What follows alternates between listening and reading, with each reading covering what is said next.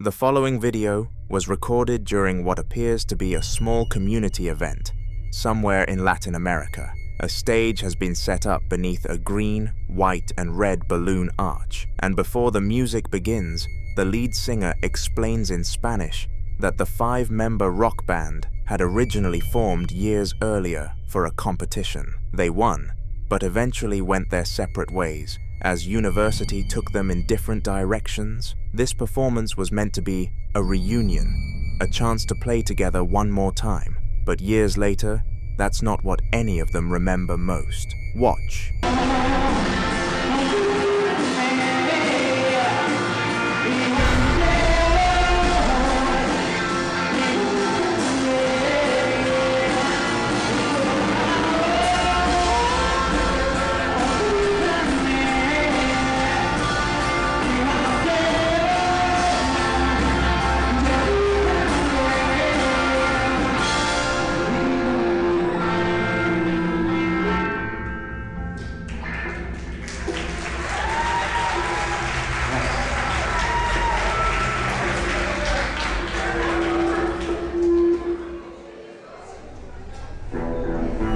As the band performs, a pale-faced woman briefly peeks out from the corner. She appears for only a moment before slipping back out of sight. What's especially interesting is that no one reacts. Not the band, not the audience, not even the person recording. According to those who shared the footage, the figure wasn't noticed until everyone watched the video back afterward. Some viewers suggested it was simply another guest curiously watching the performance before stepping away. Given the angle and distance, that's certainly a reasonable possibility. Others weren't convinced. The woman's unusually pale appearance, the way she silently peers around the corner without ever fully revealing herself, and the fact that no one present seemed to notice her at the time have led some paranormal enthusiasts to draw comparisons with the watcher motif found throughout folklore. Across parts of Latin America, stories often describe silent figures that observe gatherings from the edges of the crowd without interacting, only becoming apparent later in photographs or video recordings. Whether these tales reflect genuine experiences or simply the human tendency to notice hidden details after the fact is impossible to say. Still, one detail continues to unsettle viewers. If she was simply another attendee, why did no one remember seeing her until the recording was played back? And who exactly did she come for?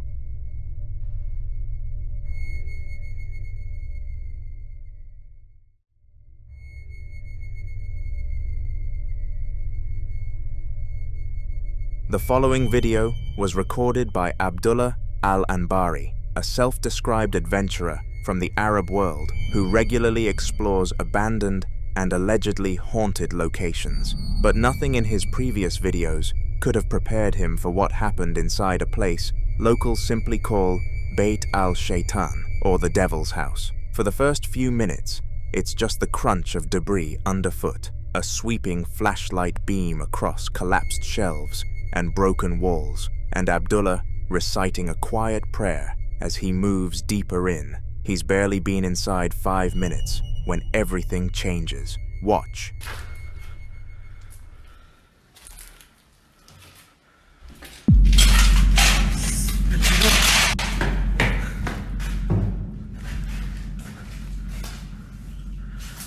بسم الله من الشيطان الرجيم.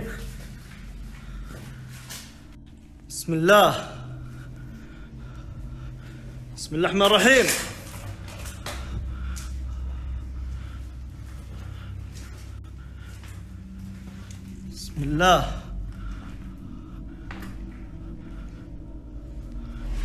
بسم الله الرحمن الرحيم. بسم الله الرحمن الرحيم. أعوذ بالله من الشيطان الرجيم. بسم الله بسم الله بسم الله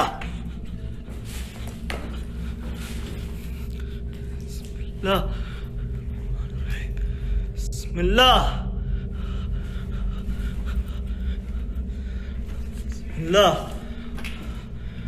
الله لا إله إلا هو الحي القيوم لا تأخذه سنة ولا نوم له ما في السماوات وما في الأرض من ذا الذي يشفع عنده إلا بإذنه يعلم ما بين أيديهم وما خلفهم ولا يحيطون بشيء من علمه إلا بما شاء وسع كرسيه السماوات والأرض ولا يؤوده حفظهما. بسم الله الرحمن الرحيم.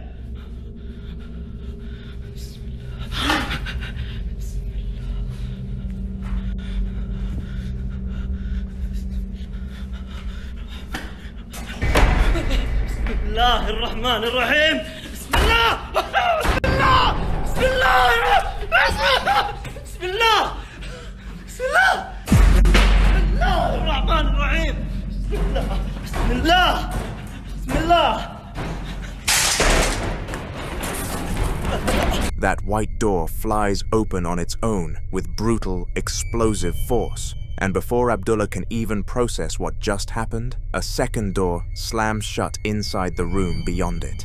Then a few minutes later, 3 separate doors slam in rapid succession all around him, one after another, like something is moving through the building with purpose. He's screaming, reciting the throne verse from the Quran at a frantic pace, running blind through the dark. Near the end, a large sheet of glass is thrown and shatters just behind him as he sprints for the exit. In Islamic tradition, jinn are not ghosts in the Western sense. They're believed to be a separate class of beings, created from smokeless fire, capable of inhabiting abandoned spaces and interacting violently with those who enter uninvited. Many viewers familiar with that tradition saw this footage and immediately said Abdullah had disturbed something territorial. But what do you think?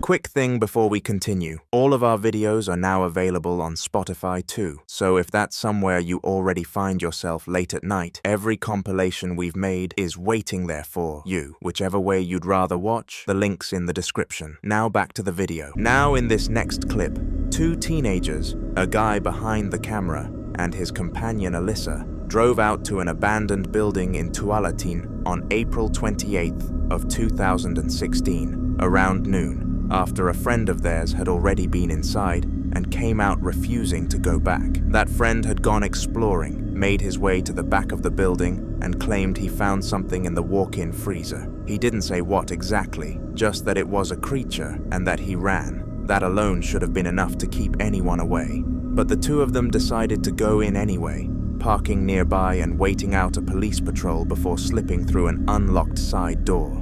They make their way deeper into the kitchen and storage area, where Alyssa switches on her phone's flashlight. The beam sweeps across industrial sinks, shelving units, debris, and then they reach it. A heavy metal walk-in freezer door. Watch.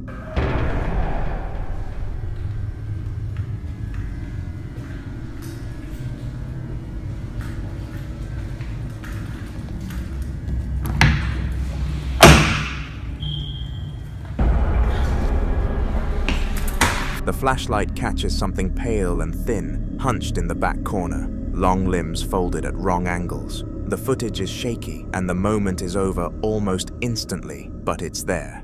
Was up whatever the hell that was in the back freezer. Whatever Alyssa didn't see, but she was able to see on the video. And we're definitely in agreement that once everyone out there sees this, they're gonna know that there's something going on here. I don't know what the hell it was we saw in there. Unfortunately, I don't think I closed the freezer, so it's probably free to move around inside the whole building now. So when I got there, it was closed up, and I think that's how Ken said he left it last time after he saw it. When he ran out of there, he made sure it was closed up.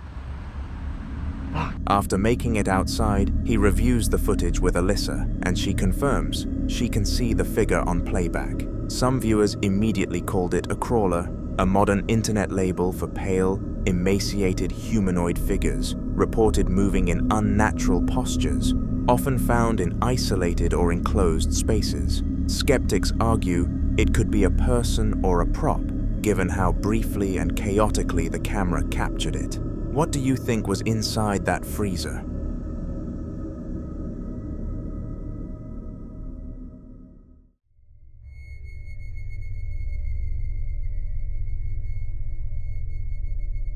In this next clip, two men, Leonardo and his cameraman, head out at night to investigate a stretch of railroad tracks somewhere in Brazil, a location Leonardo claims he'd visited before and walked away from deeply unsettled. According to him, the tracks carry a dark history. A bride took her own life here after discovering her husband had been unfaithful, and ever since, people in the area have reported strange things happening along these rails after dark. Watch. Aí, nós já estamos chegando. Leonardo do céu, olha o vulto branco lá, ó! Marcelo, atrás de você, cara!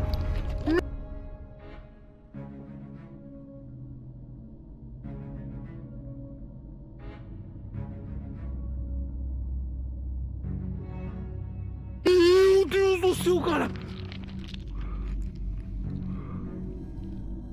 Nossa, cara, ele passou de um lado pro outro. Vamos tentar procurar lá. Vamos, vai.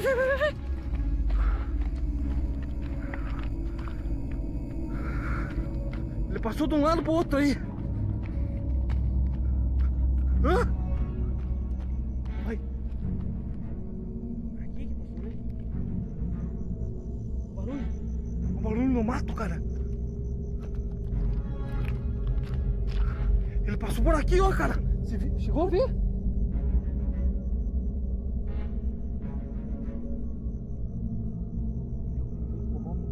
Ai, tô escutando, cara, subiu, cara.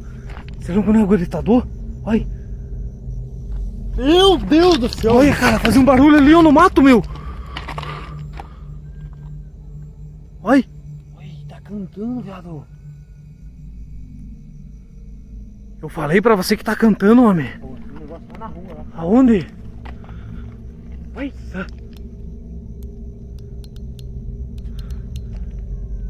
Oi! Tá ouvindo, meu? Vamos lá na encruzilhada, Leonardo. Vamos cruzar rápido aqui, cara. Lá nós ser na estrada, né? Oi! Tá escutando? Leonardo!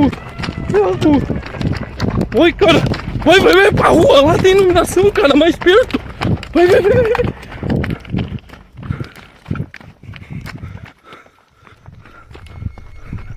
Just moments before the men suddenly turn and run, a blurry white figure darts across the tracks in the distance, moving so quickly that it's easy to miss on the first viewing.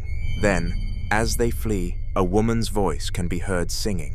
The singing is faint, almost distant, but it follows them long enough for both men to react as they retreat from the tracks. Whether the sounds and the figure are connected to the specific tragedy Leonardo described, or whether this stretch of track draws something older and less defined, the footage doesn't answer.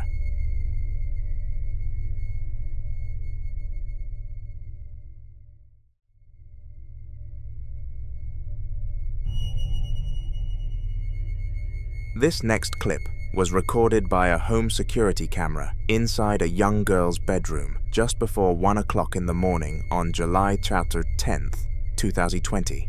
The room is still, lit only by the camera's infrared night vision. She's fast asleep, the house is quiet, and for a while, nothing at all seems unusual.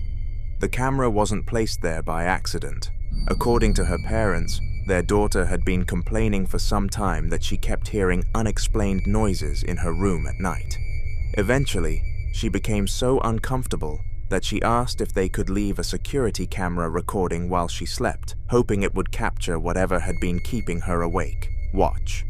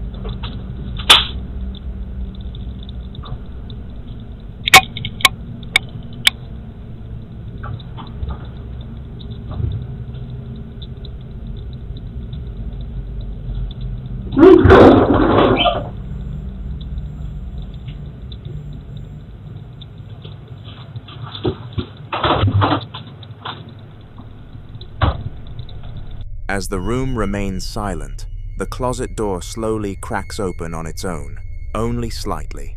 Then, without warning, a basketball shoots out from inside the closet, rolling forcefully across the bedroom floor. According to her family, this was the only unusual event captured during the entire night's recording. After reviewing the footage the next morning, she refused to sleep in her bedroom again and spent the rest of the night upstairs. Skeptics have suggested the basketball may simply have been leaning against the closet door, eventually rolling free as the door shifted under its own weight. That's certainly possible, especially if the closet was overfilled or the floor wasn't perfectly level.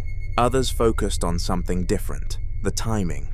Before it fell, you can hear noises like something was moving around inside the closet. In folklore and paranormal accounts alike, closets have long been associated with the unknown, not because there's anything inherently supernatural about them, but because they're enclosed, shadowed spaces where ordinary explanations are often difficult to confirm. It's one reason so many reported nighttime encounters seem to begin there, whether this was nothing more than gravity finally winning, or something unseen inside that closet. One thing is certain. After watching the footage, her parents understood why their daughter had been afraid to sleep in that room.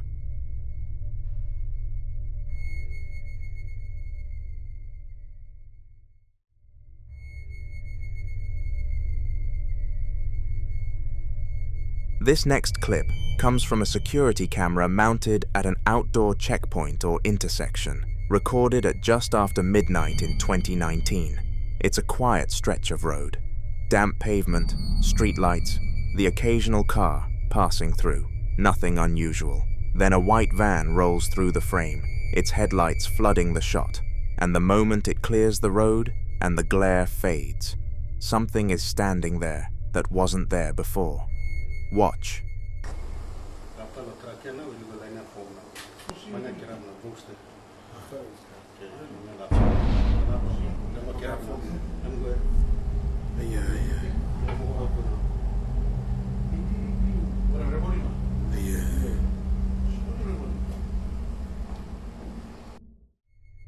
A tall, thin, translucent humanoid figure appears near one of the streetlight poles, glowing faintly against the dark road. It holds its shape for about 2 seconds, then simply dissolves, gone. You can hear the men watching this footage react in real time, voices jumping, words tumbling over each other, that unmistakable sound of people trying to process something they weren't expecting to see. Some believe figures like this are residual apparitions, energy imprints left behind at locations with high foot traffic or emotional significance. Others aren't so sure it's residual at all. Something that materializes that cleanly, then vanishes, suggests awareness. What was standing on that road at 3 in the morning?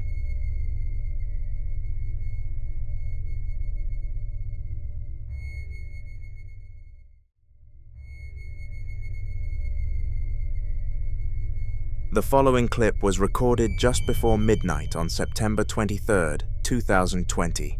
The house is completely still, the dining room sits empty, bottles and containers scattered across a black dining table, a broom resting against the wall near the kitchen entrance, and framed pictures hanging neatly in place. Every door and window is closed, and nothing appears to be moving. Watch.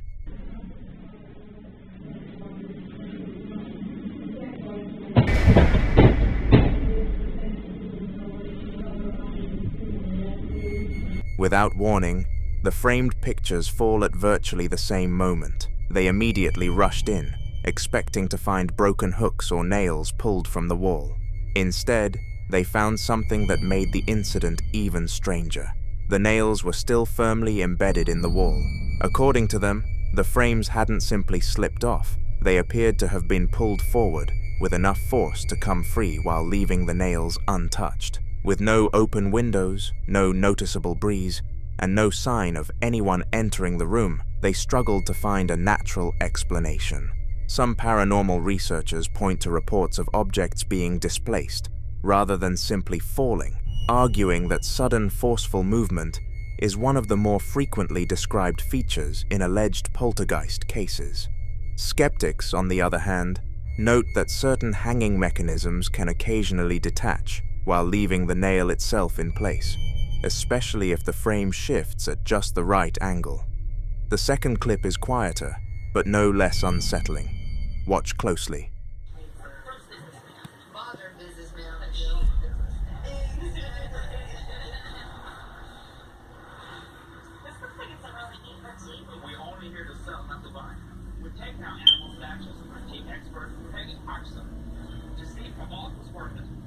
These are actually pocket watch stands.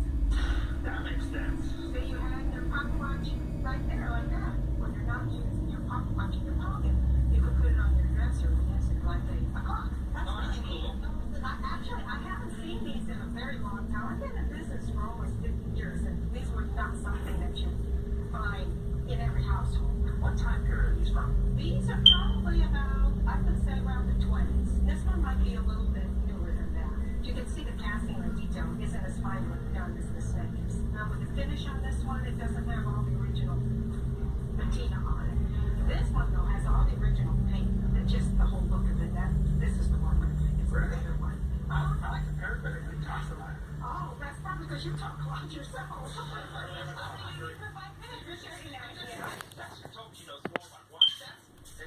Look, Deja.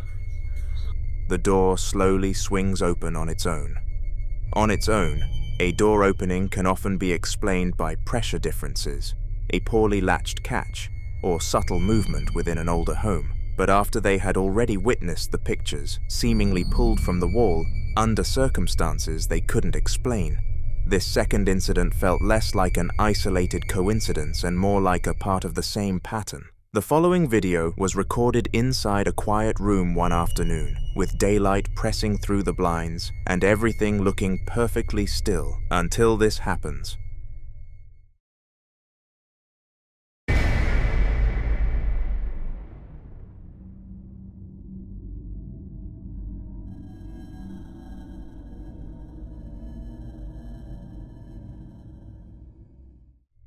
The small knob on that cabinet jiggles, briefly, sharply, like something tried to pull it open. According to the owner, this occurred shortly after purchasing an antique mirror from an estate sale and bringing it into the home. The mirror had originally come from an old property clearance, with no known history attached to it. In the days that followed, subtle disturbances were reported around the house, but nothing was captured on camera until this moment. Some viewers suggest a simple explanation: settling wood, internal pressure in the cabinet, or a hidden mechanism like a loose string or latch reacting off-camera. But others point out what makes the clip unsettling is not just the movement itself, but the absence of anything visible causing it. There is no one in frame, no interaction, no follow-through, just a single, isolated motion, and then stillness again. Moral of the story, as the owner later put it, be careful what you bring into your home from estate sales, garage sales, or thrift stores, because sometimes what seems like a simple object can come with more than just history attached to it.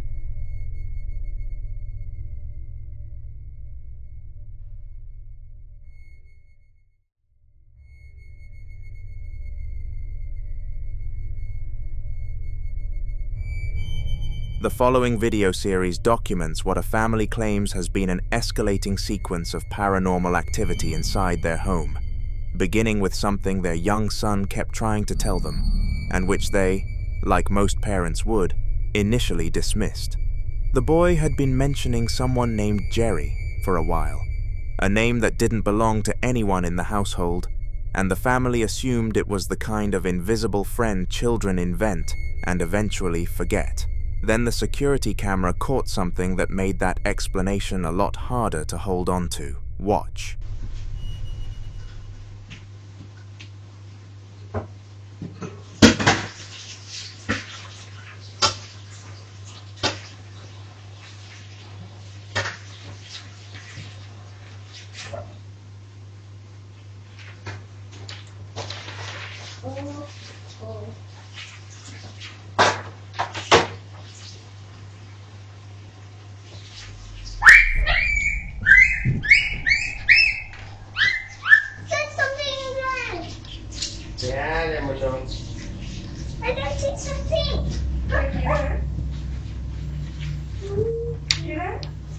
I don't know. What is it, Monu? Where? It's right here, next to the gun. It's next to the gun. What you see is the boy mid-play, suddenly freezing completely still, rigid, alert, visibly frightened, staring at a point off to the right of the frame where nothing visible to the camera exists. He stays that way for several seconds before running to wake his father, and the moment the man is up, the child points directly at that same spot, insisting something is there. The father investigates and finds nothing.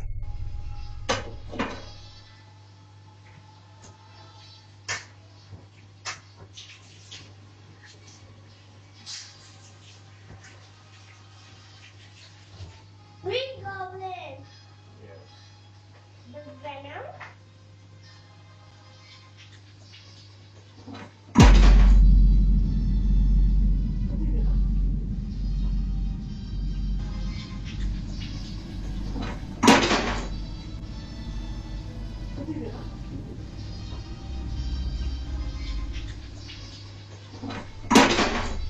No one believed him.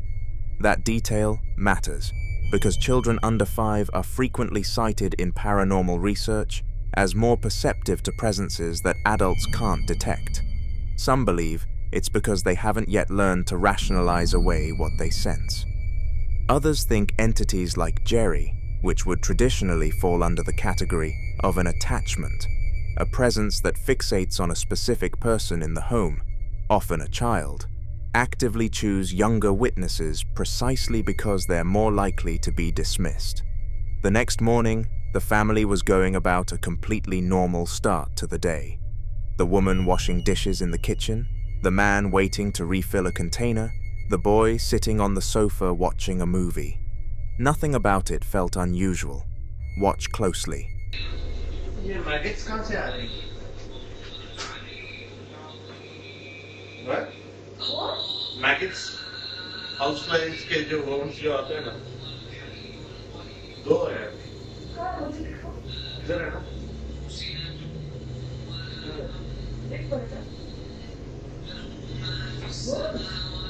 Maggots, not worms. Come and see ना, कितना time लगा रही हो?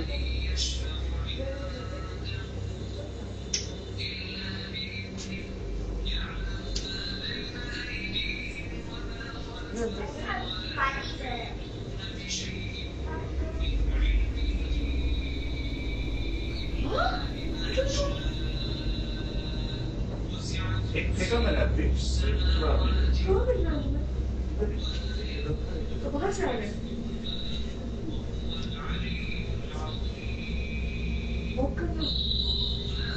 Pick up your puzzle after cleaning fast. Remove the puzzle. What? मारो कीड़ों को बाहर निकले नहीं तो What? चलो fast. There's a lot of chichi. Just remove everything I need to mop. What do you mean? एक झाड़ू करो एक मॉप करो. Mommy, what happened? Nothing. Later I will tell you. I want clean house.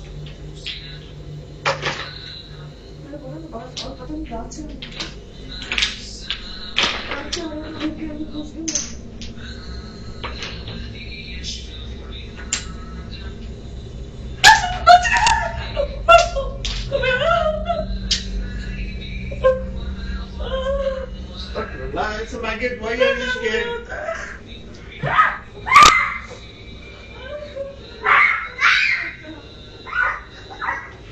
Babes, बच्चा तुमको देख के सीखता है. ड्रामा मत करो. मुझे रोज से डर लगता है. मुझे नहीं पसंद वो. A small blue toy on the floor rocks forward and then backward on its own with no one near it. The man is several feet away, and the movement has no obvious cause. It's brief, maybe 2 seconds, but it's distinct. Skeptics would point to vibration from footsteps or an uneven floor, and that's a reasonable argument on its own. But set against what the child had been reacting to the night before, a lot of viewers see this as confirmation that whatever was in that room wasn't done making itself known. Small object movements are one of the most commonly reported early signs of poltergeist-adjacent activity. not the dramatic, furniture-flinging kind, but a quieter presence testing the space, learning the room. The family says they ignored this too. Things didn't stay quiet. Weeks later, after friends, both Christian and Muslim, suggested playing the Lord's Prayer and Ayatul Kursi to clear the apartment of whatever negative energy had taken hold, the family did exactly that. And according to them, what followed was immediate and deeply disturbing. Listen closely. The man and woman are discovered moving through the apartment in visible distress, searching the floor, bending down, the woman pressing her hand to her mouth in what sounds like genuine panic, her voice high and alarmed, while her husband speaks in a calmer, measured tone, trying to keep her composed so the boy doesn't pick up on her fear. They reportedly found close to 33 maggots appearing throughout the apartment with no traceable source, no rotting food, no entry point, no explanation for where they came from. In certain religious traditions, a sudden and unexplained infestation following a spiritual cleansing is interpreted not as the evil leaving, but as it reacting, a sign that something present in the space was disturbed by the prayers and pushed back. The timing here is what keeps this from being easily explained away. Maggots require a food source and time to develop, and finding them throughout the home within hours of playing those recordings, with no origin point discovered, sits uncomfortably outside what a simple pest problem usually looks like. The woman, we're told, has a phobia of worms, which makes her panic understandable on its own. But the man's calm, systematic search suggests he wasn't dismissing it either. Whatever Jerry is, and whatever has been moving through this apartment, it doesn't seem to be fading. It seems to be escalating. What do you make of that pattern?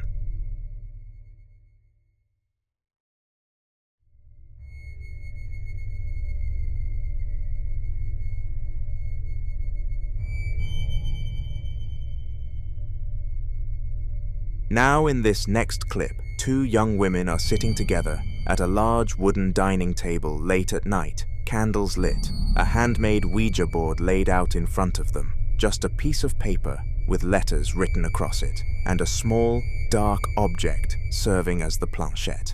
No names have been given, so we'll just call them the dark-haired woman and the blonde. They're speaking throughout in what sounds like Swedish or Norwegian. Their voices calm at first, focused, asking questions with their fingers resting lightly on the planchette as it drifts slowly across the paper. Then something shifts. Watch.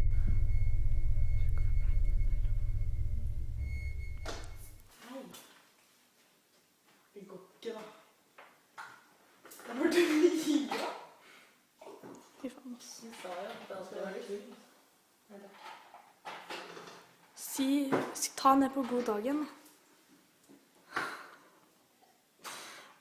Det går ikke.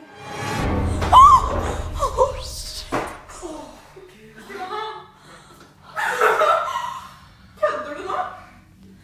Ok, vet du hva? Nå kan jeg få gå hjem, eller? Du kan ikke gå hjem? Nei, jeg tør ikke å gå hjem. Jeg tør ikke å gå hjem. Ta det bort, da. Ta det bort, sånn her. Jeg tør ikke å ha det her nå. Hva sier? Ja, men dere, nå faen, nå er jo han, nå er ånden her, da. Nå må dere... Ja, velkommen etter av banen. Tenk hvis han kommer og tar meg, da. Fy faen, jeg sitter alene. Faen, og så sitter vi i vinduet også. Hallo, hva skal vi si nå? Jeg fortsetter ikke nå. Jo, kan dere gjerne fortsette? Jeg er ikke kjempegøy. Kan dere følge meg hjem, eller? Det er sant. Ja. Jeg skulle aldri vært med på dette, vet du.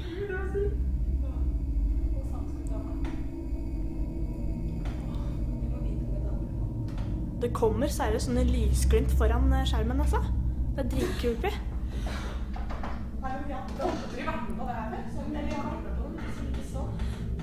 Nå trodde jeg døra åpnet seg.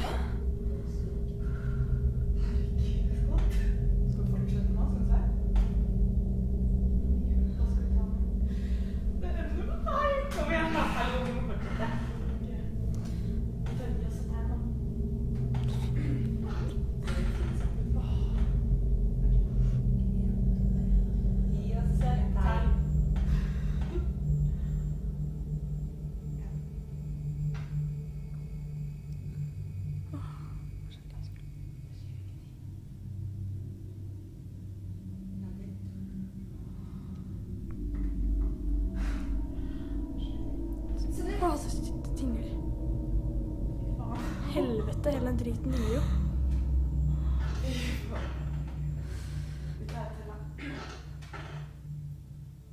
Sjekka.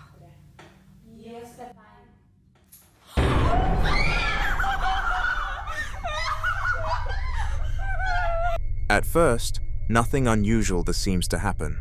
The movement slows, then stops completely. The women pause and laugh nervously, trying to dismiss the moment, before resetting their hands and placing their fingers back on the board to try again. Some believe that's where things begin to shift. Paranormal researchers who study Ouija activity often caution that participants are supposed to formally close a session before stopping, typically by saying a closing phrase such as "goodbye," to signal that communication has ended. Without that, some believe the session remains open, leaving continued interaction more unpredictable. On their second attempt, the atmosphere appears to change. The glass on the table begins to move unexpectedly, sliding in a way that doesn't match their earlier control of the board. The reaction is immediate: hesitation, uncertainty, and a brief pause as they realize something feels different this time. But they continue anyway, and to many viewers, that decision stands out. Paranormal investigators often warn that continuing after an unusual or unsettling response can intensify the experience, as repeated engagement is believed by some to signal continued contact rather than closure. Whether the movement was coincidence, subtle manipulation, or something else entirely is never made clear in the footage. But what remains consistent is the sense that whatever began during that first session did not fully end when they stopped the first time.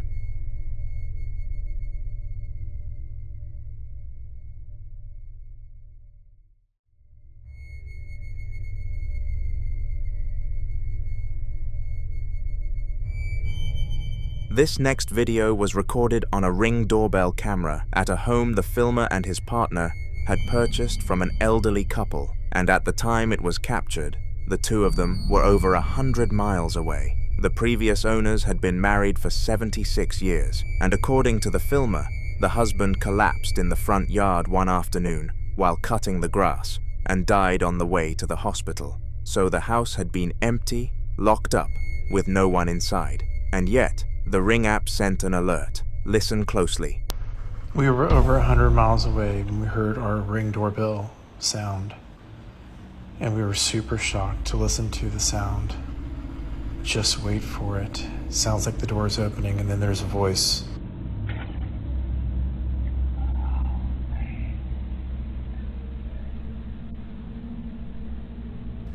We purchased the home from a couple that was married for 76 years. The husband collapsed in the front yard cutting the grass and died on the way to the hospital. I think this is him or his spirit trying to get in and find his wife. It's amazing to be married that long and have... What you hear first is a sharp, distinct click, the kind of sound a door latch makes when it's being turned from the inside. Then, almost immediately after, a long, low, heavily distorted vocalization bleeds through, drawn out and garbled, like a voice that's been slowed down beyond recognition. The filmer believes it's the husband, still trying to come home and find his wife. That interpretation is hard to shake, honestly, especially when you consider the wedding photograph he shares at the end. A couple posed on a grand staircase, married 76 years, and now separated by something no door can open or close. Skeptics would point to audio buffer corruption as a likely explanation for the distortion, but that click comes first, and it sounds deliberate.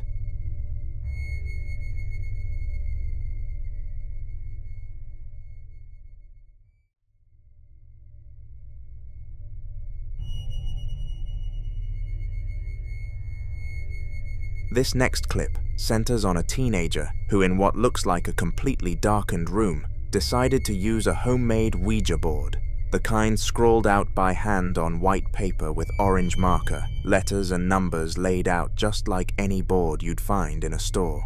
There's no elaborate setup here, no candles, no group of friends crowded around it, just one boy, sitting cross-legged on the floor, a single beam of light trained on the board, and an inverted glass or polished stone acting as the planchette.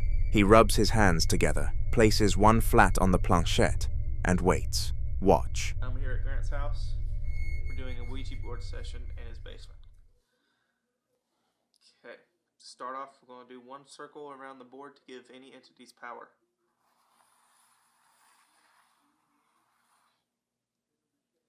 Are there any spirits with us here tonight?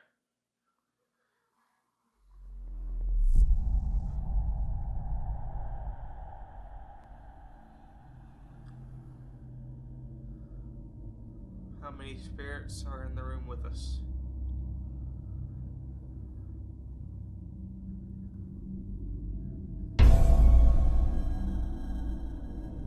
Sorry guys, I'm shaking a little bit. I didn't expect this to work. What is the name of the spirit that is with us?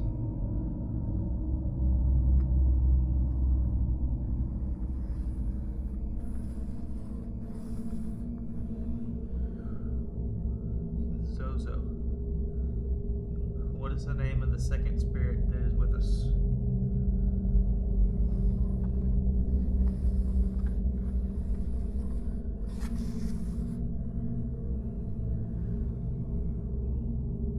Mama? Mama is the name of the second spirit that is with us.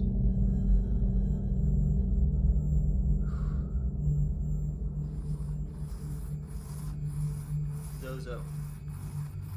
Zozo. God, dude. What was that? What the heck was that? We need to end the session right now. Okay, to end the session, we go goodbye. So, goodbye.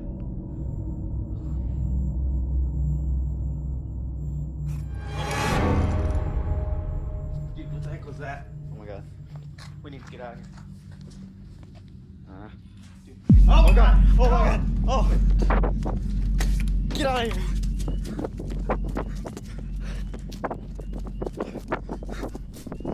What the heck was that? Within the first 20 seconds, the planchette slides toward yes, and then, slowly and deliberately, begins to spell out BYE, letter by letter, before the session devolves into wide, sweeping arcs across the board. Then, at around a minute and a half in, the camera is violently thrown or dropped, the light beam whipping wildly across the floor before the screen whites out entirely. What makes this harder to dismiss is the sequence itself. Many who've studied Ouija sessions point out that goodbye appearing early in a session, unprompted, is widely considered one of the more unsettling responses, interpreted in some traditions as a spirit refusing further contact, or worse, something signaling it's done communicating and ready to act. The ideomotor effect explains involuntary hand movement, sure, but it doesn't explain what sent that camera across the room. You decide what ended that session so abruptly.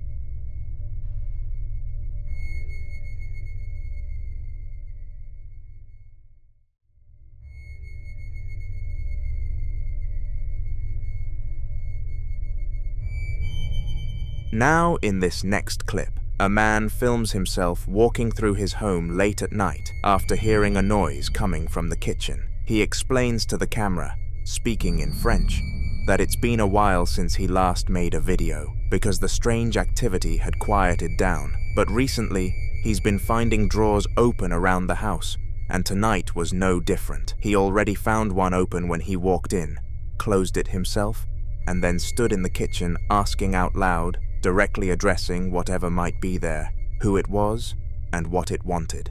Then he asked, plainly and quietly, if he could have a response. Watch.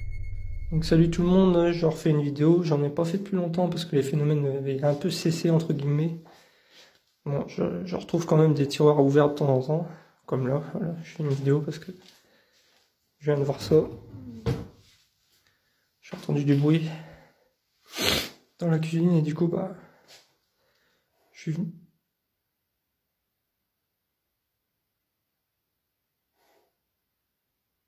Ok, vous êtes qui? Qu'est-ce que vous voulez?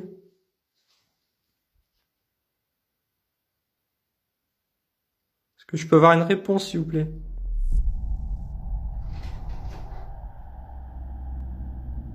Est-ce que vous pouvez partir de chez moi?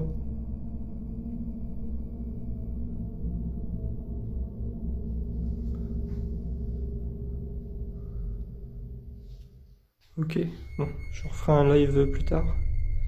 What unsettles a lot of viewers isn't just the movement itself, but the apparent intelligence behind it. This is what investigators sometimes describe as responsive or intelligent haunting behavior, where the activity doesn't just happen randomly, but seems to react directly to the person present.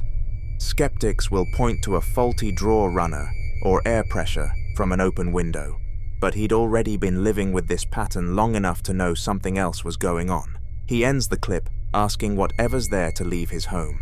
Whether it listened is another question entirely. The following video was recorded by a man who had recently moved into an old house built back in 1912, a property with enough history behind it to already make him uneasy before anything strange even started happening. According to him, the previous tenant had suddenly left without much explanation, and after settling in, he began experiencing odd disturbances throughout the house that pushed him into researching the property's past. During a late-night spirit box session, one word reportedly kept coming through over and over again: fire. After digging deeper, he discovered that the basement of the house had been the site of an accidental fire sometime around 1965, a detail that suddenly made the atmosphere in the home feel a lot heavier.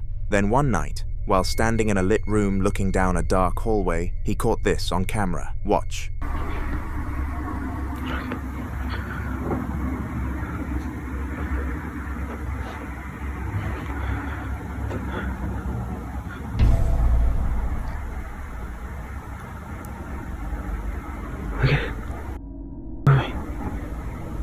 Look, it's my hand. At the far end of the hallway, a guitar begins to sway on its own, slowly at first, before the movement starts growing stronger. Skeptics pointed toward possible drafts or airflow as the most logical explanation. But what unsettled viewers was how the motion seemed to build, almost like something unseen kept interacting with it. Paranormal theories surrounding old homes often connect fires to lingering energy, especially when the event was sudden or traumatic. Some believe places marked by tragedy can hold on to fragments of that moment for decades, replaying themselves through unexplained sounds, movement, or disturbances tied to certain parts of the house. And considering the repeated mention of fire during the spirit box session, many viewers think whatever is in that hallway may be connected to what happened in the basement all those years ago. Whatever started the movement, he never found the source.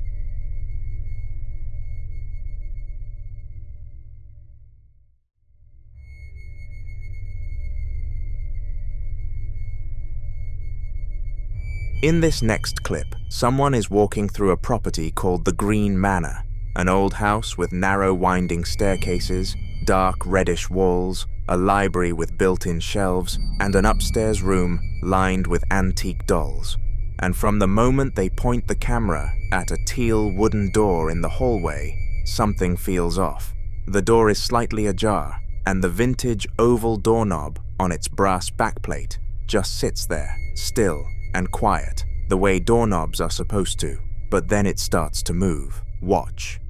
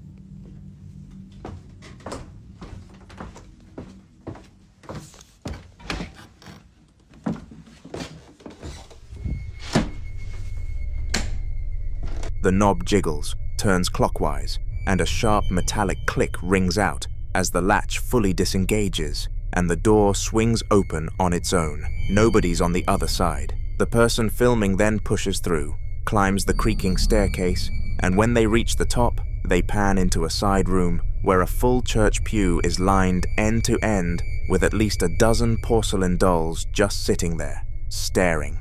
Some people who've seen this footage think the doorknob moment is consistent with what's sometimes called a residual haunting, the idea that a location can essentially record repeated actions, like opening a door, and replay them without any conscious intent behind them. Others think something at the Green Manor is far more aware than that, pointing to the way the latch fully releases, a deliberate mechanical sequence, not just a rattle. Whether it's residual energy or something with intention, you be the judge.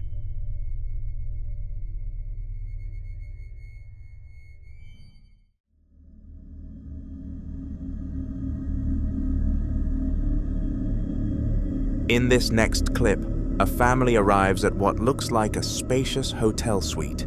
A large, well-lit room with high vaulted ceilings, a stone fireplace, a loft area, and a balcony with plenty of natural light coming through. Nothing about the space looks threatening, but the moment they reach the doorway of room 24, something happens that none of them were prepared for. Watch. Come on, Mama! Oh, she don't like this one. Wasn't expecting that.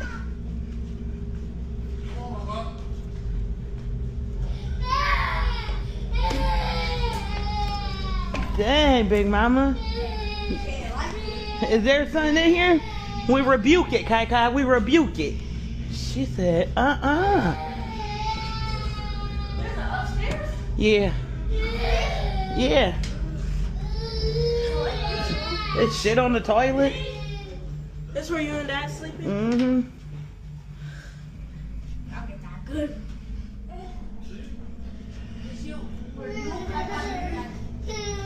There's nothing.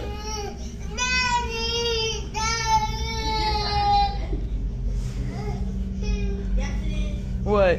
Close it. I'll pull out bed. This is so nice. You welcome. I hope y'all like it. I hope y'all got some energy because we're gonna be up all night.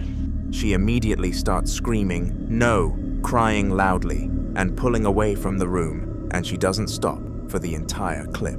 What makes this so hard to dismiss is that the girl didn't calm down. There's a belief, fairly common in paranormal communities, that young children, especially toddlers, are far more sensitive to presence than adults, because they haven't yet learned to rationalize away what they're feeling. You decide what that little girl was sensing at that doorway.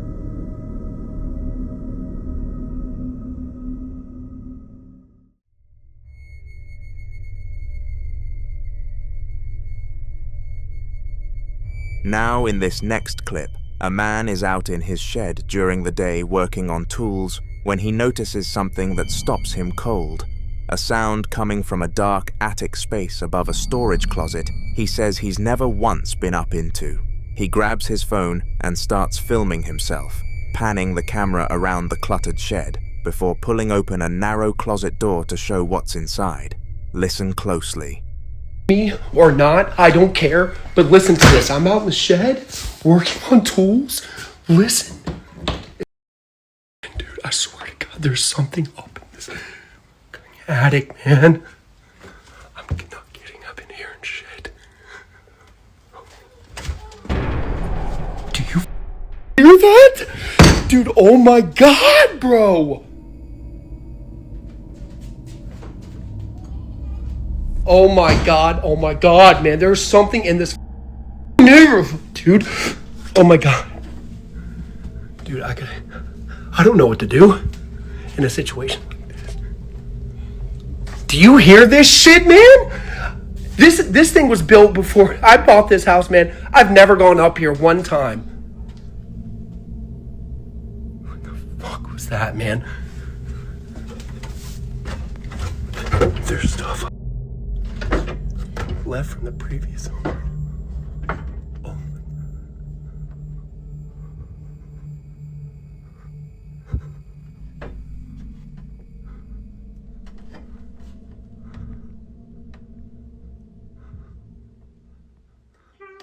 Oh my god, dude. Oh. If you listen closely, you'll hear a baby crying, and it happens not once but multiple times, getting clearer and closer each time. The man's reactions are hard to fake. He slams the door, shouts, opens it again, keeps asking if you can hear it too. Then, when he finally works up the nerve to climb the ladder and hold the camera up into that dark space, the last sound he catches, right before the camera drops, is a clean, unmistakable cry of a baby coming from somewhere deep in that darkness. Some viewers think he has squatters in there, which, honestly, isn't impossible. Whatever was up there, he didn't stick around long enough to find out. So what do you think was making that sound?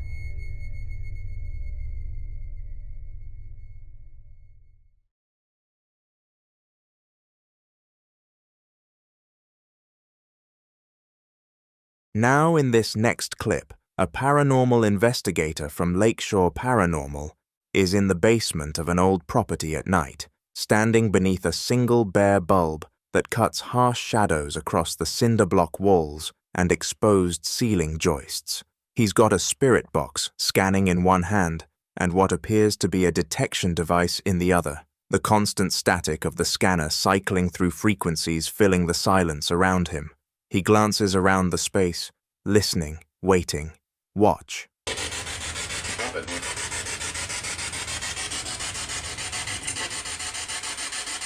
gonna leave until you give me a sign.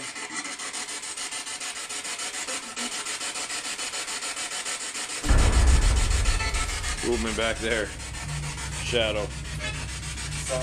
Shadow like came out from the where the heater is and went back the other way. I got it on video. You can see it. It was short. It was just like a shadow that came out from there. Are you down here? A shadow moved from right to left. What immediately sparked debate online was the way the figure seemed to move with shape and direction, not like a flicker of light or camera distortion, but like something physically crossing. Some viewers argued it could simply be a reflection caused by someone walking past a nearby window, but according to the investigators, they were completely alone on the property that night, with no one else inside or outside the building during the investigation. So if no one else was on that property that night, then what exactly walked behind him?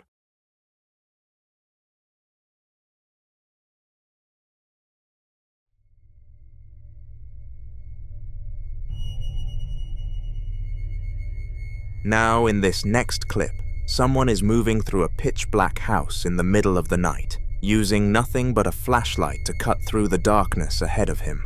According to him, before he even started recording, he had already been hearing strange noises somewhere deeper inside the house, sounds unusual enough that he decided to grab his camera and trace where they were coming from. At first, he expected to find something simple, maybe a window left open, or an animal moving around inside the walls. But instead, he found this. Watch. Right. Second date. It's been okay so far, but... What? This is what I mean. Crazy shit. Is it like... Hello?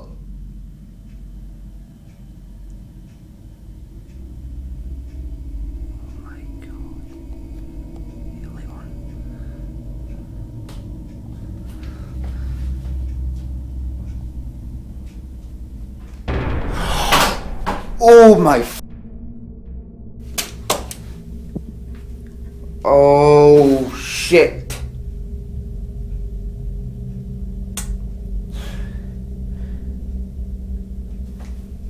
Phone's upstairs. Oh my I'm leaving lights on. Look at this. I swear to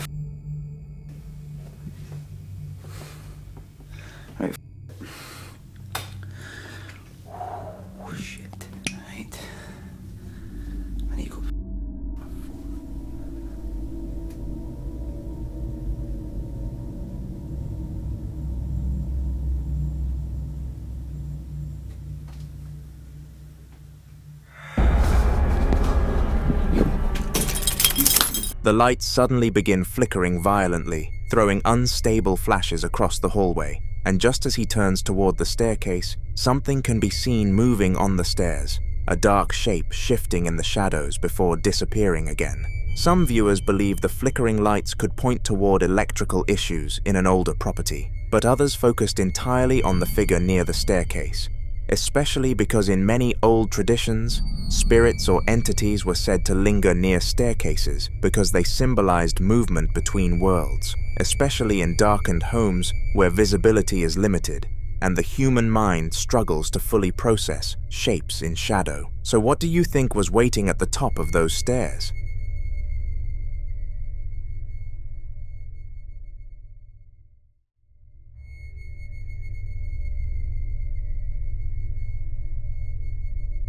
The following video was recorded inside a home that's over 100 years old, using an old camera set up by a young man who was home alone and had noticed something he couldn't explain. Every time he left the room to vacuum, he'd come back and find the same bifold closet door standing wide open. No one else in the house, no obvious draft, nothing to account for it. So instead of just closing it again and moving on, he propped the camera on the floor, pointed it at the door, and went back to his vacuuming. The clip is silent, and that silence is part of what makes it so unsettling. Watch.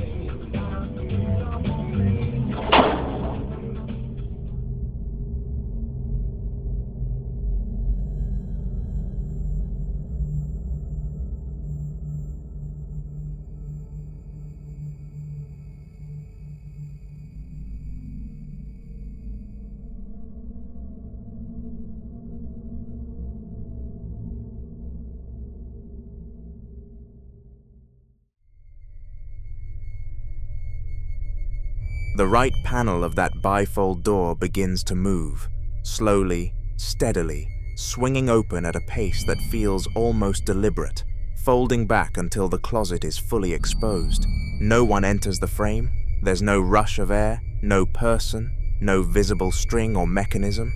If you watch the door's movement carefully, you'll notice it doesn't jerk or stutter the way a draft might cause. It moves with a kind of even, unhurried intention that's harder to dismiss. Some viewers familiar with residual haunting theory think older homes can develop patterns of repeated activity tied to whatever energy accumulated there over decades. But you be the judge.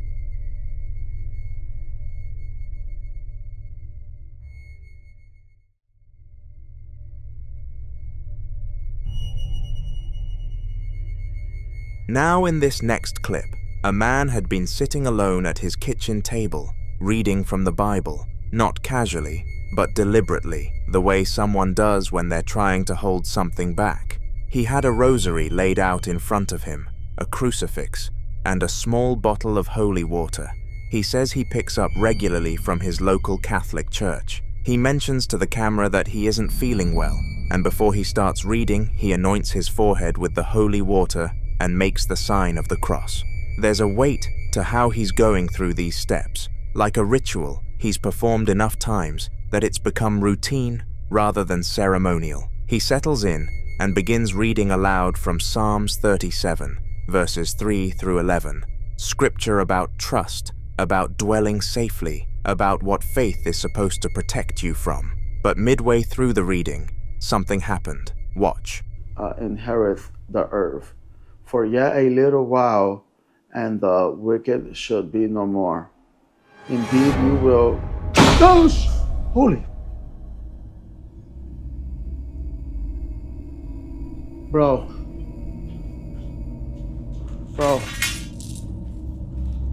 That just closed.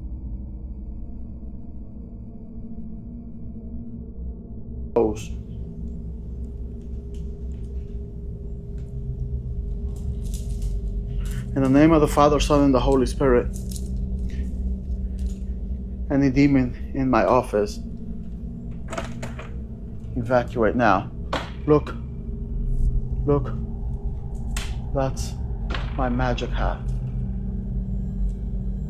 In the name of the Father, Son, and the Holy Spirit, and my attic is closed. See? Huh. And it literally dropped my hat. That is crazy. You see, guys, this is what I gotta go through daily. Like literally, daily I gotta go through this crap. I'm so fed up with it. The door in the background slams shut with a sharp, violent bang. What's harder to dismiss is what he finds on the other side. A baseball cap lying face down on the floor just inside the doorway, which he claims was not there before. He picks it up, shows the camera the front, and says the entity dropped it. He calls his attic door out specifically, showing it secured with multiple slide locks, as if that detail is meant to explain something he doesn't want to say out loud. He ends the clip looking straight into the camera, exhausted, and says this is what he goes through daily. For those familiar with spiritual warfare theology, a violent physical reaction during scripture reading is considered significant. It's interpreted not as random haunting activity, but as direct interference, a presence responding to being named. So what was in that room with him? The following video was captured by a man's camcorder about 12 years ago, and according to him, that moment completely changed how he viewed reality, opening him up to the unsettling possibility that the line between the living and whatever exists beyond it may not be as clear as we assume. At the time, he lived along Tetagouche River Road, a place that, while quiet on the surface, had long been surrounded by uneasy local stories, including reports of shadowy figures appearing near the tree line at dusk, unexplained sounds echoing through the woods late at night, and the persistent feeling among residents that certain parts of the area were being watched even when no one was there. While these accounts were often brushed off as exaggerations or imagination, they were consistent enough to make people cautious, especially after dark. On a Tuesday afternoon, however, he experienced something that didn't feel like a story anymore, because with his camcorder running, he unintentionally recorded something that would later leave him with more questions than answers. Watch.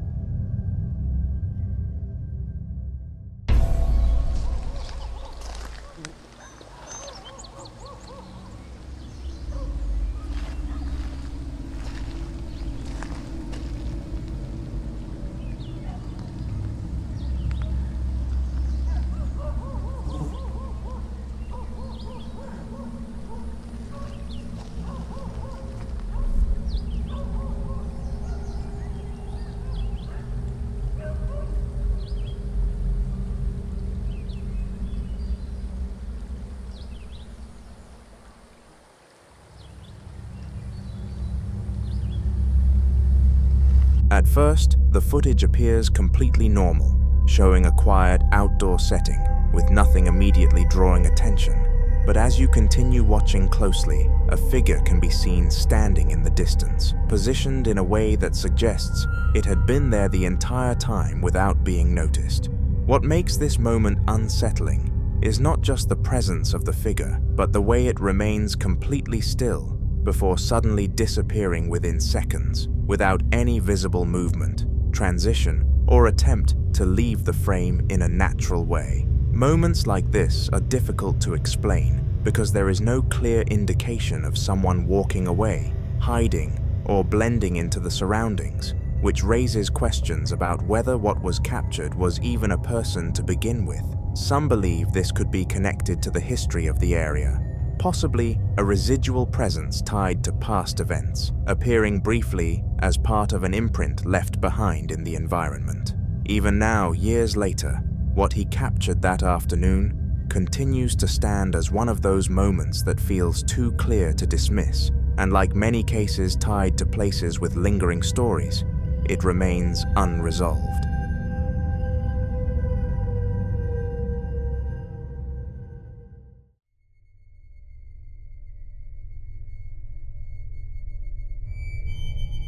This next video captures a terrifying late-night experience inside a man's home, around 2 a.m., a time when everything is supposed to be quiet, predictable, and still. On this particular night, however, a loud, sudden bang echoes through the house, startling his dog, Frechel, and immediately pulling him out of whatever sense of normalcy he had left.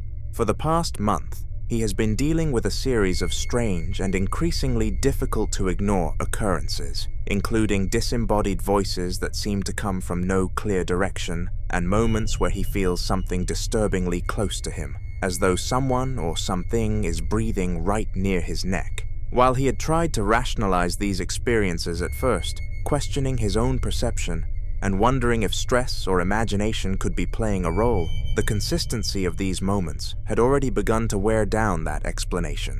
So when he hears the bang that night, he grabs his phone, determined to finally capture proof that what he has been experiencing is real. Watch.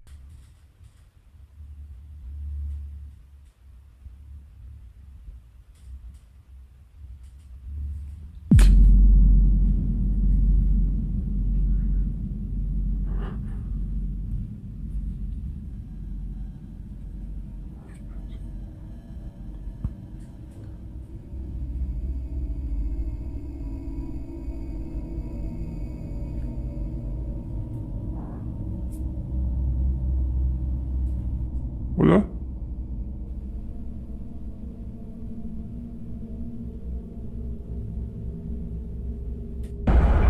Ay, chinga tu madre. No mames.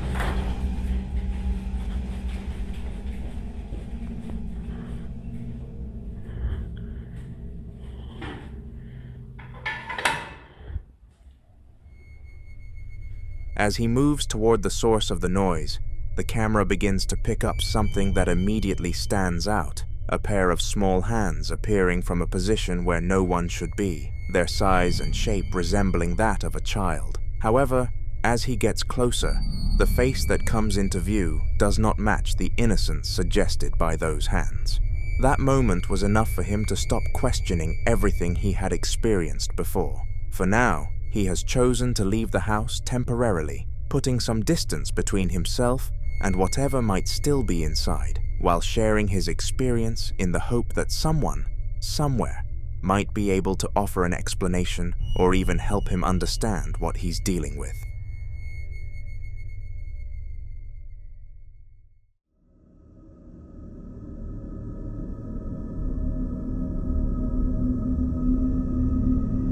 The following clip is about a man named Daniel Thompson, who occasionally returns to spend a few days at the family home where he and his sister grew up, a place that, despite the familiarity it should bring, has always left him with an uneasy feeling. One of the reasons he points to is his mother's unusual hobby, because over time she filled the house with a wide range of antiques, dolls, puppets, and other strange items collected from flea markets, thrift stores, and estate sales, many of which came with unknown histories.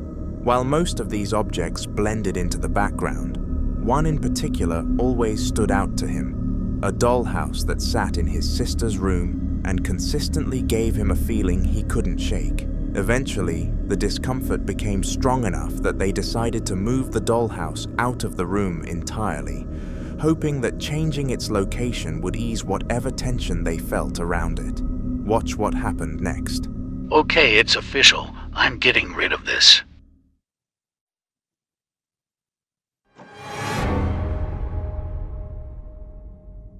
The mini figurines are moving.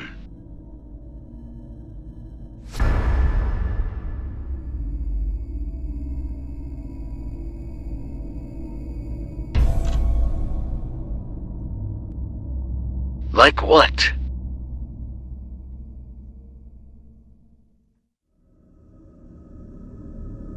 After Daniel shared this footage, many people began to suggest that the issue might not have been the dollhouse itself, but rather the space it was moved into, because it had been placed in a storage room, an area that was already enclosed, quiet, and rarely used, which some believe could amplify or even trigger certain kinds of activity.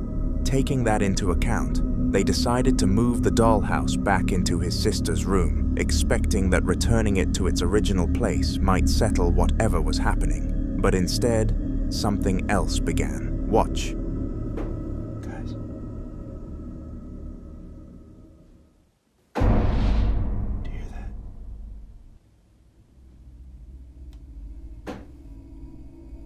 Those are the tapping noises I was talking about.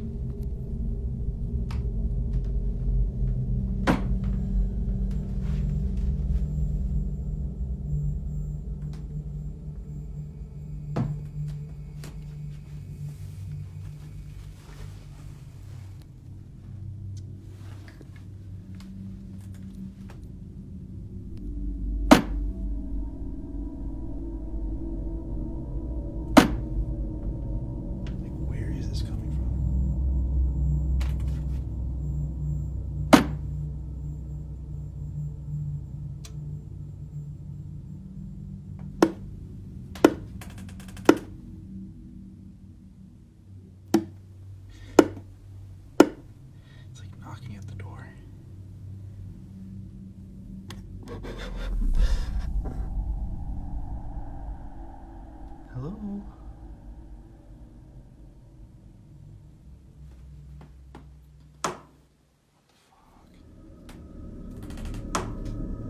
Daniel explains that almost every time he walks past that room now, he hears a faint knocking sound coming from inside, subtle but consistent enough to stand out, and for reasons he can't fully explain, he is convinced that the sound is coming directly from the dollhouse itself, rather than anywhere else in the room. At that point, the situation becomes harder to pin down, because if the activity followed the object, then it suggests the dollhouse may be the source, but if moving it into the storage room intensified things, then the environment may have played a role as well, leaving open the possibility that both the object and the space are somehow connected. So what exactly is going on here? You be the judge.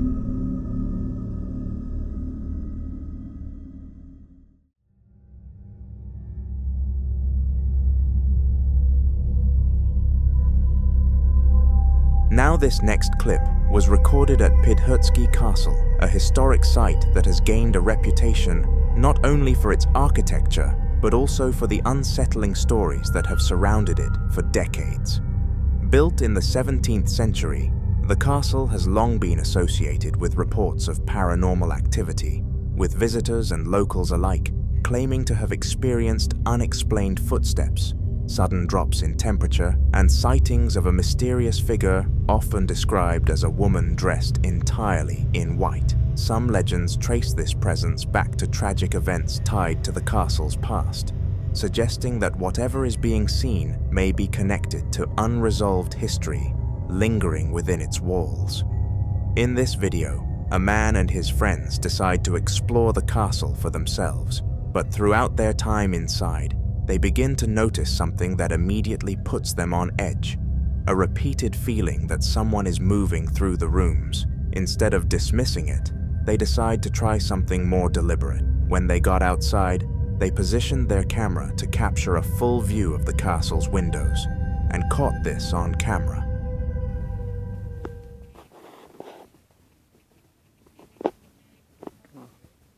Турецкий замок. Дивіться, яка краса. Супер. Такої архітектури нема. Ух, ніфіга собі. Андріана! Андріана!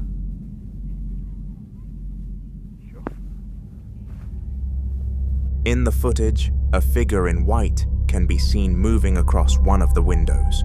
After this video was posted, it didn't take long for others who had visited the castle to come forward with their own experiences, sharing stories of seeing similar figures, hearing unexplained sounds, or feeling an overwhelming sense that they were not alone while inside. So if you've ever been to this place, drop a comment.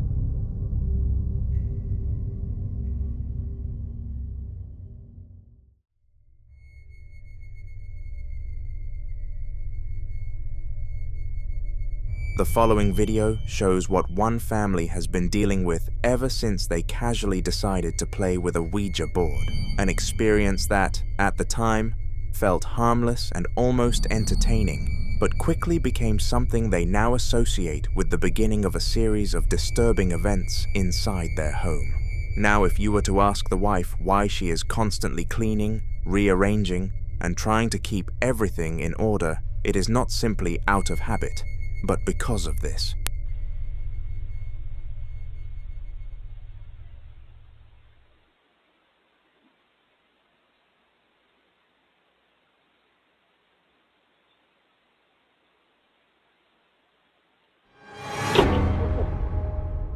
Hell no.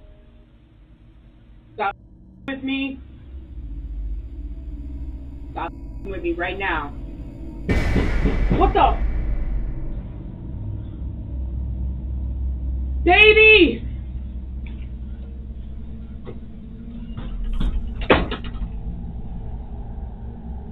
Leave us alone!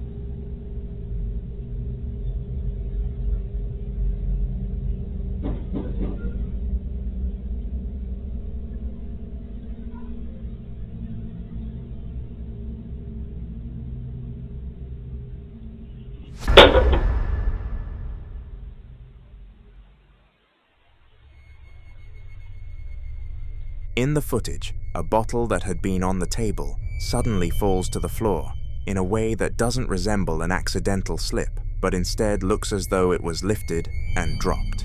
Almost immediately after, a loud banging sound echoes from the direction of the door. Then the door closes on its own, followed by a bowl that had been sitting on the table beginning to slide before eventually falling.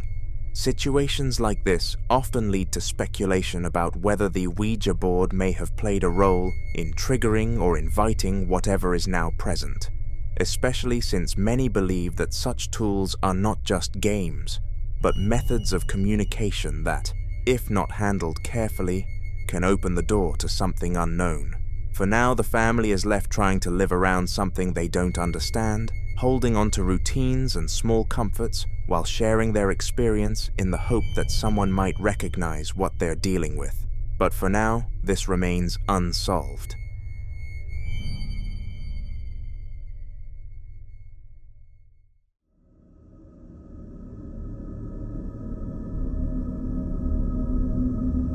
This next video was recorded inside the historic Snyder House, a location that has quietly built a reputation among urban explorers and paranormal enthusiasts for the kind of activity that doesn't always make itself obvious at first, but tends to linger in ways that are difficult to ignore. The house is often described as abandoned yet strangely preserved, with certain rooms still containing old furniture, mirrors, and personal items that give the unsettling impression that life there may have stopped suddenly, rather than naturally fading over time. In this video, a group of explorers enters the Snyder house, hoping to document its condition and possibly capture something unusual. But what they record ends up raising more questions than they expected. Watch.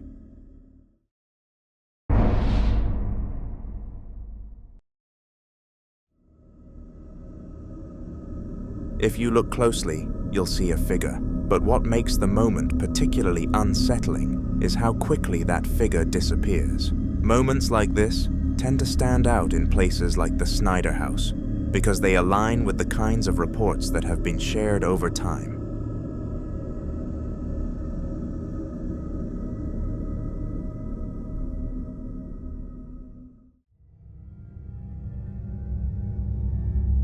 Now in this next clip, popular Midwest ghost hunter Ian continues his one in one of the most feared and talked about locations in Indiana, the Blackford County Jail, hoping to finally understand why so many unexplained incidents are still being reported there. For years, people have reported sightings of what they describe as a little person moving in the basement. Some believe it's the spirit of a former inmate, trapped and unable to leave, but others strongly disagree. They claim what's down there isn't paranormal at all. They believe it's something alive that hides and watches. Watch. I kind of like having my back turned to those. Hello? Is there anybody down here?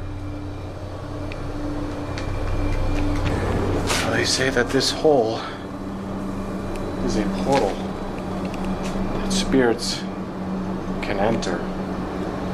If this is indeed a portal to the spirit world, could you come up out of that hole?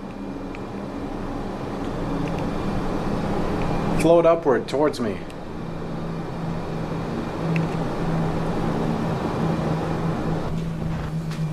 Little person? Are you down here?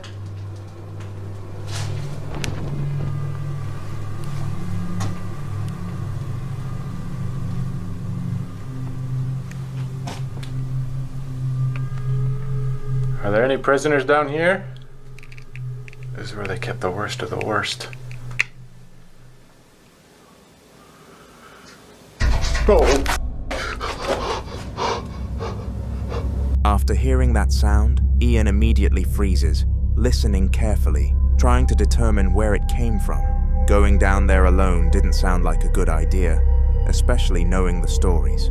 So instead, Ian decided to wait, hoping to catch even the slightest movement that could explain what he just heard. And then, after a while, he sees this. Whoa, whoa, whoa, whoa, whoa, what did I just see? What did I just see? I just seen something on the ground. Holy crap. It didn't look like a person though. For a brief moment, something appears small and low to the ground. Determined to finally uncover the truth, he slowly makes his way deeper into the basement, stepping toward the exact area where the figure had appeared. Watch. Another corner. Oh God. Oh my God. It is so scary down here. Oh.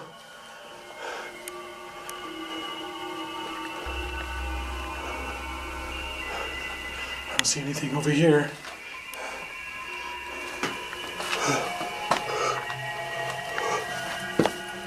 Creepy crawl space. Oh. I am not going in there. No. Little person? Are you in there? Oh, dude, what if it snatches my arm?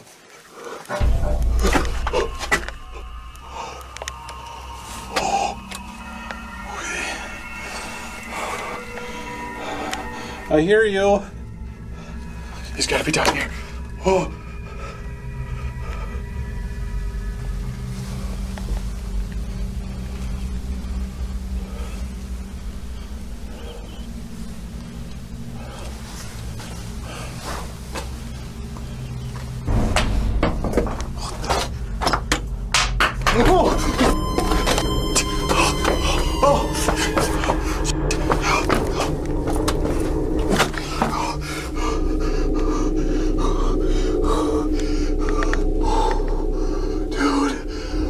rock just got thrown at me.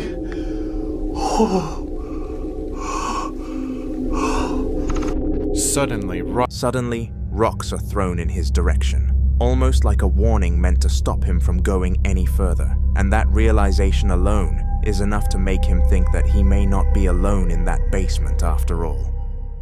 The following clips were all recorded by the same man inside his apartment, and taken together, they paint a picture of a haunting that isn't just persistent, it's responsive. He'd been dealing with this for a while, and you can hear it in his voice from the very first moment he starts filming.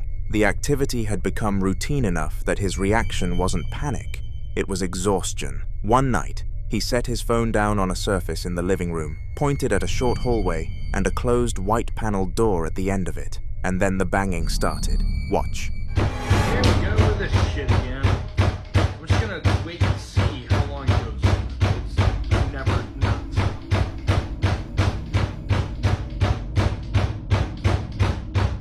Stop! Okay, that works.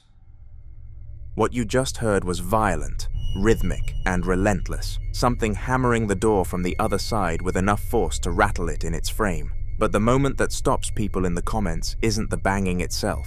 It's what happens when he shouts, "Just stop." The noise cuts off instantly, and then the door swings open on its own into darkness. Not a slow creak, a deliberate, smooth, inward swing, like something on the other side had been listening the whole time. That response, action, command, compliance, is what separates this from a random disturbance. Many who study cases of intelligent haunting point to exactly this kind of exchange as evidence that whatever is present isn't just generating energy randomly, but is aware of the person in the room with it. Skeptics, though, weren't satisfied, and after the clip spread, one viewer left a comment pointing out the coaxial cable running near the door, suggesting it could explain the whole thing mechanically. The man didn't ignore it. Watch. This is the cord in question, the coax cable, and you can see here it goes directly from here down to my Wi-Fi. So I could, I guess, open it like this, but one, I would probably be in the way of the camera here since I'm standing here, but let's try and test this. Here's the door latched all the way shut. I mean, I'm pulling on that pretty hard and it doesn't come out. But if I were to do this and open it, that just kind of pulls the Wi-Fi back. So, I mean, if this cord was the thing that was pulling it, this probably would have knocked off, but I don't know. He walks through the whole setup deliberately, showing how the cable runs along the baseboard, up the wall, and past the door frame. He even demonstrates that pulling it straight doesn't open the door. It only works if you grab the cable at a very specific angle, close to the knob, and pull downward. He admits himself he's not entirely sure it rules anything out, and that honesty is actually harder to dismiss than a flat denial would be. Because if you watch the original clip again with that explanation in mind, the physics still feel off. The door opens smoothly, without any visible tension on the cable, and nothing appears to pull the knob downward. It didn't settle the debate, it deepened it. Then the banging came back.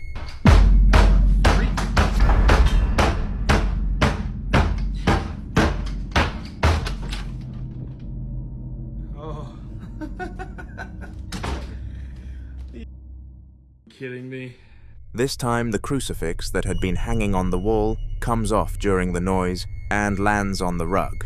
He pans down to find it, picks it up, holds it to the camera. His reaction is a short, disbelieving laugh, followed by, "You gotta be fucking kidding me," which, honestly, feels like the only reasonable thing to say. The detail that lingers isn't just that a religious object fell, it's that it fell during the most violent episode of banging yet, and it didn't come down gradually. It was knocked loose. In a lot of paranormal traditions, particularly in folk Catholicism and broader Western demonology, a presence targeting or displacing a crucifix is considered a signal of something adversarial, something that doesn't just tolerate sacred objects being nearby. Whether you believe in that framework or not, the pattern here is hard to ignore. The activity is escalating. It responds to direct commands, and now it's making its feelings about what's on the wall very clear. So what exactly is living on the other side of that door?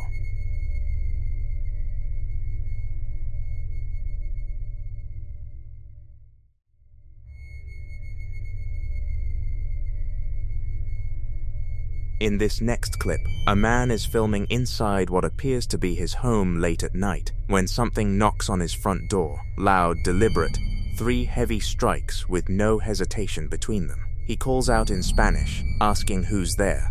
Nothing answers back.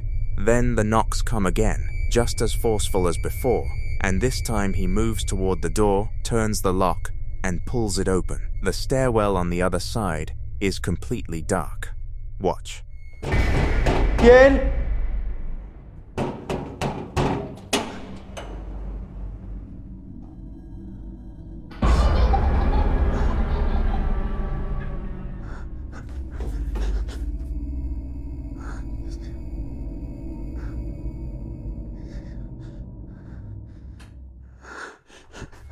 At the bottom of those dark stairs, a small figure draped entirely in white suddenly lurches into view, child-sized, hunched, moving fast, and at the exact same moment, a high-pitched laugh echoes up from the stairwell, distorted in a way that doesn't quite sound right. The man's camera swings violently to the right as he gasps, and for the rest of the clip, you can hear him breathing hard, whispering Dios mo, my God, while the camera shakes against the corner under the stairs. Some viewers immediately dismissed it as a prank, someone in a sheet timing a scare, and the laugh does carry that slightly rehearsed quality, but others pointed to the knocking pattern itself. 2 rounds, no voice, no response, and found it harder to explain away. So, what was waiting on the other side of that door?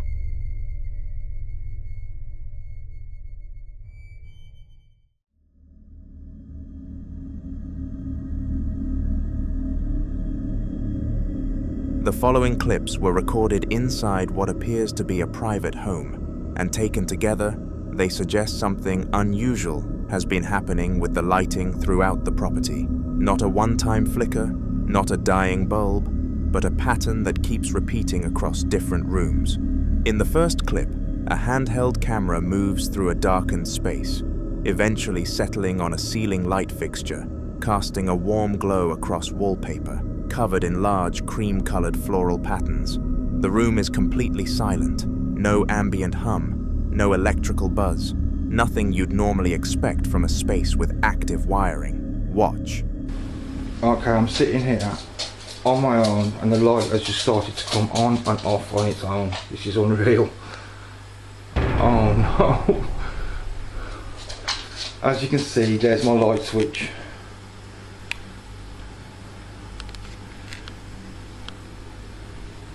I've got goosebumps all over my body. What? What's going on?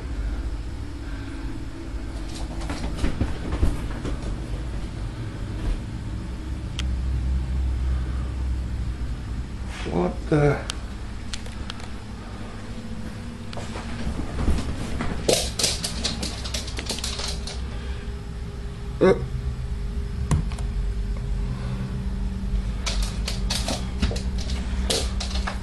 It's still doing it, what? Won't even turn off. I turned it off and it's been turned back on.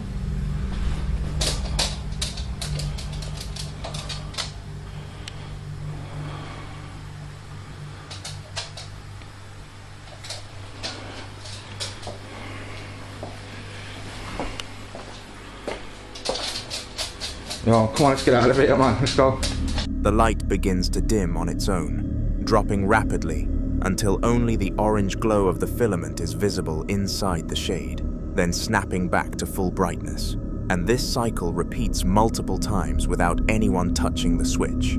At one point, the camera holds steady on the wall, switch itself, and you can see clearly it doesn't move even as the room goes completely dark around it. That detail is hard to dismiss. Some believe light disturbances like this are one of the most common early signs of a presence trying to interact with the physical environment, drawing on electrical energy as a communication method, a theory that's been discussed in paranormal circles for decades.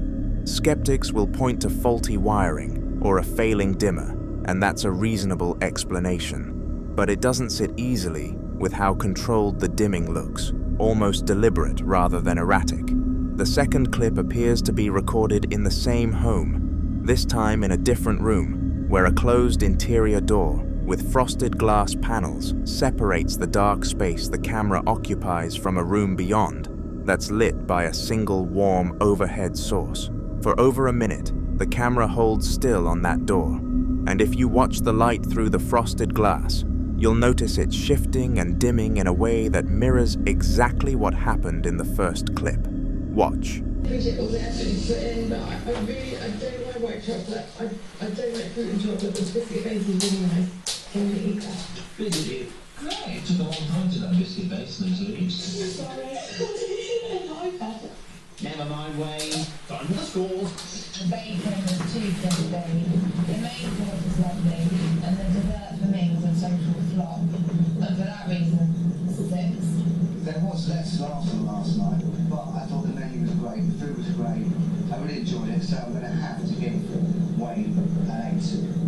The dessert I thought was amazing, brought out the bag, lots of detail, but the hosting and the rest was a bit stilted and a bit uncomfortable, so I give it a 6. Oh my god, I'm cold. Well, we all had hangovers today. A busy night last night. I do feel like I'm a winner this evening. All the airs and arms have just stood up, man. What did that just open? The nuke's gonna do it again. The flowers that's been trodden on, then perhaps breed on by a dog. It's too hot for Kev in the kitchen. Whoa. Whoa there, Leslie. And Wayne rubs Andrea up the wrong way. I got my napkin, it was like a cheeky move.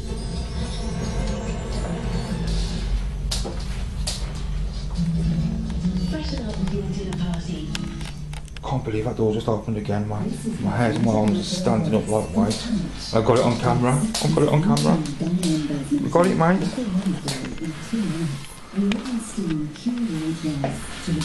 A man in a t-shirt eventually enters the frame, opens the door, steps into the lit room, and closes it behind him. And after he does, the camera pans quietly through the darkened space, past a sofa, past a doorway where a dog is resting on its bedding, before settling on an open laptop. Nothing dramatic follows, but that's almost what makes it harder to explain, because the flickering isn't attached to any one moment or any one room. It keeps happening, quietly, throughout the house, and no one in either clip seems to have found a reason for it yet.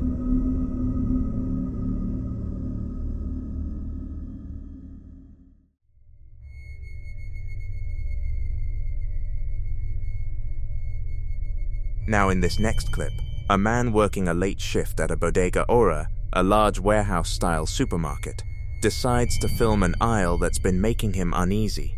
You can hear it in his voice before anything even happens.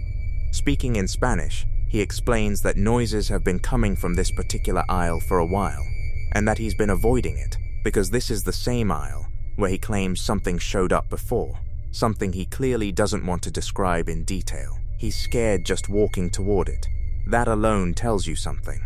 He moves slowly down the long corridor of industrial green shelving, fluorescent lights buzzing overhead, passing rows of cleaning supplies and bulk toilet paper stacked on pallets. The aisle feels ordinary, but further down, a cluster of empty shopping carts sits waiting, and the camera settles on one green cart, positioned alone in the middle of the aisle. Watch. Desde hace rato se andan escuchando ruidos de este lado. Nada más que no había querido venir a asomarme porque es que en este maldito pasillo es donde se asomó la cochinada esa, ahí en ese lado de allá. Ahí es donde se asomó y la verdad me da mucho miedo estar viniendo a asomarme para acá.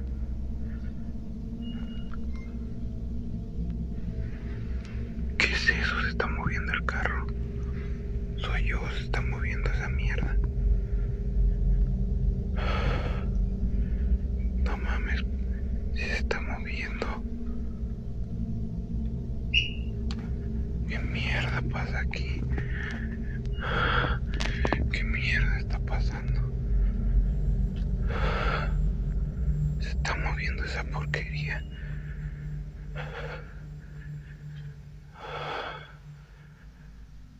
No te muevas, no te muevas. No, no, no, no, no. The cart rolls forward on its own, first just a few inches, then stops, then begins rolling again, this time covering more ground, and drifting to the right. His voice drops to a panicked whisper. Is it me? Or is that thing moving? The camera lurches sideways as he flinches. He approaches cautiously, still filming, still talking himself through it, and the moment he gets close, the cart starts rocking again, shifting on its wheels as if something is gently pushing it back and forth. His last words before the clip ends are just no, no, no, no.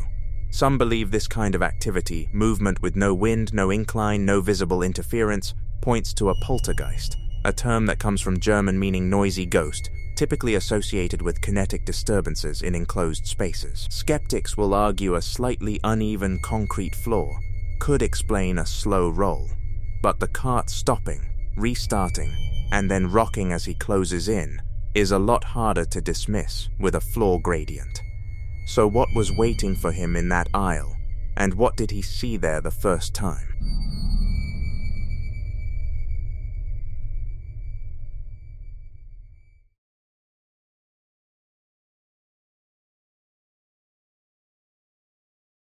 Now in this next clip, a man finds himself crouched inside what appears to be a crawl space or the understructure of a large building, a narrow, confined darkness that most people wouldn't willingly enter in broad daylight, let alone at night.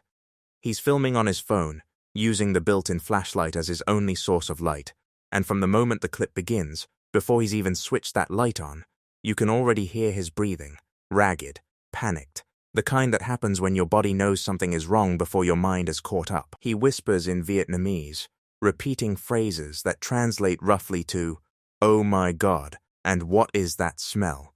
The smell registering before anything is even visible. Then he switches on the flashlight, and the beam cuts through a thick cloud of dust to reveal a long, narrow space held up by orange-painted metal supports and concrete pillars. He slowly pans the camera to the right. What? Mẹ ơi! Đó, đó, đó. Một cái gì đó. Sáu cột chứ. Để bật cái em mình xem. Mẹ ơi. Ngồi đi đâu. Ngồi đi đâu. Không nhắm. Không cái gì cả. Ngồi đi đâu. Ngồi đi đâu. Ngồi luôn thật đó.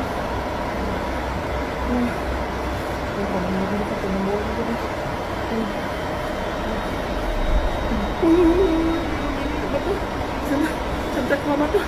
Này. Đúng rồi. Đúng rồi. Đây.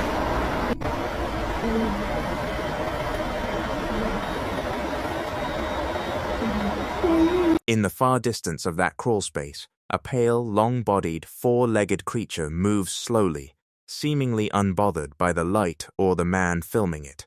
And that calm is what gets people. A frightened animal runs, but this thing just keeps moving. Skeptics have pointed to ferrets, malnourished cats, or even a pale rat as possible explanations. And it's true the distance and the dust make a clean identification nearly impossible, but others have latched onto the creature's deliberate, almost ritualistic movement, slow, low, indifferent, and drawn comparisons to what some Vietnamese folklore traditions describe as wandering spirits that take on animal forms to inhabit forgotten, hollow spaces beneath structures. Whether that's what he stumbled onto, or whether it's something far more ordinary, the creature paid him absolutely no attention whatsoever. So why was he so convinced it already knew he was there? The following video was recorded somewhere beneath what appears to be an abandoned industrial building. No voices, no footsteps, no sound at all. Just the slow drift of the lens through deep shadow, past a low brick wall, and down a long corridor toward a faint greenish light in the far distance. Nothing seemed out of place at first. Watch. Is your name Leroy? Dude, I just heard something from like another room. I heard something back that way. Dude, you hear that talking? You hear that? I hear a man's voice. Somebody might call us here, dude. Ooh, what was that? Ooh, what was that?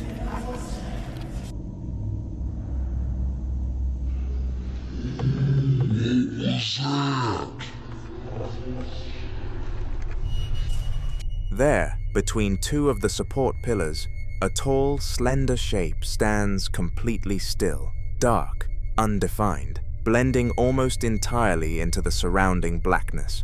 If you look closely, you'll notice it has a distinctly humanoid silhouette, but no discernible features whatsoever. Some viewers think it's a shadow person, a type of entity described across dozens of independent accounts as a tall, featureless, dark presence that appears briefly and then simply vanishes. Others think it's pareidolia, the brain forcing a human shape out of low-light geometry, and the footage is ambiguous enough that neither explanation fully wins.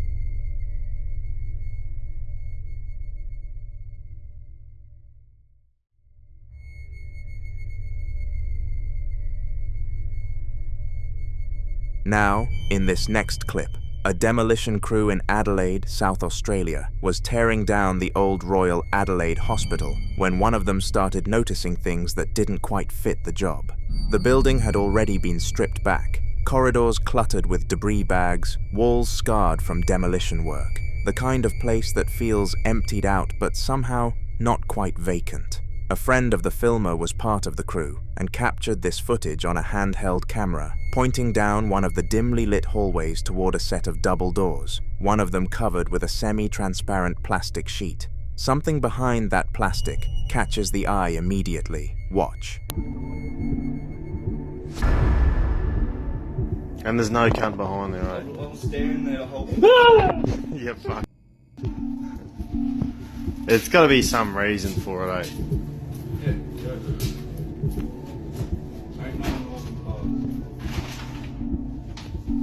What are all these? There's no one walking past that door.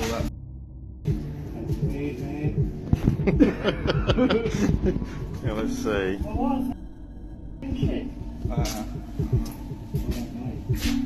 Hey? No, it's there again, dude.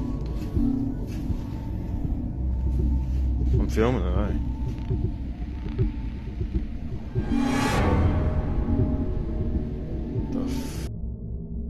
Look down. You alright, mate? Oh, Kim was right. Last time I was standing here by myself. Wouldn't you just freak, eh? Yeah, I did, that's why. I thought it was like someone joking around. No, I'm glad it did. Oh!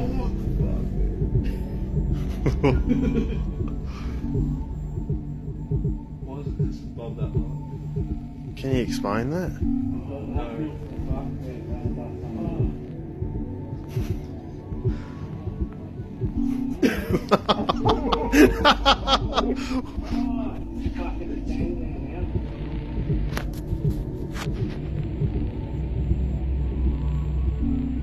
There's no one behind there. What the f?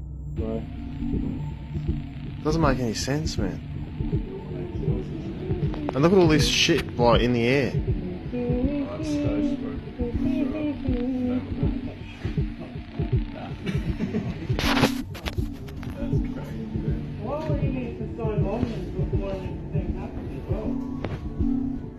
Looks like I see an arm going across those.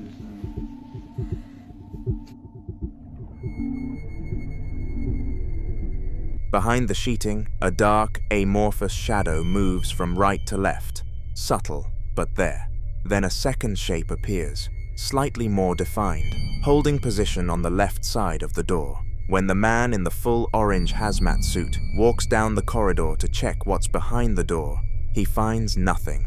The room on the other side, according to the footage, was an operating room, and it was empty. What makes this harder to dismiss is that the Royal Adelaide Hospital had been associated with paranormal reports for years before demolition even began, with staff and visitors describing strange shadows and unexplained figures throughout the building. Some believe that spirits tied to places of suffering, death, and trauma don't simply leave when the walls come down, and that the demolition itself may have stirred something. Where do you think they go when the building is finally gone?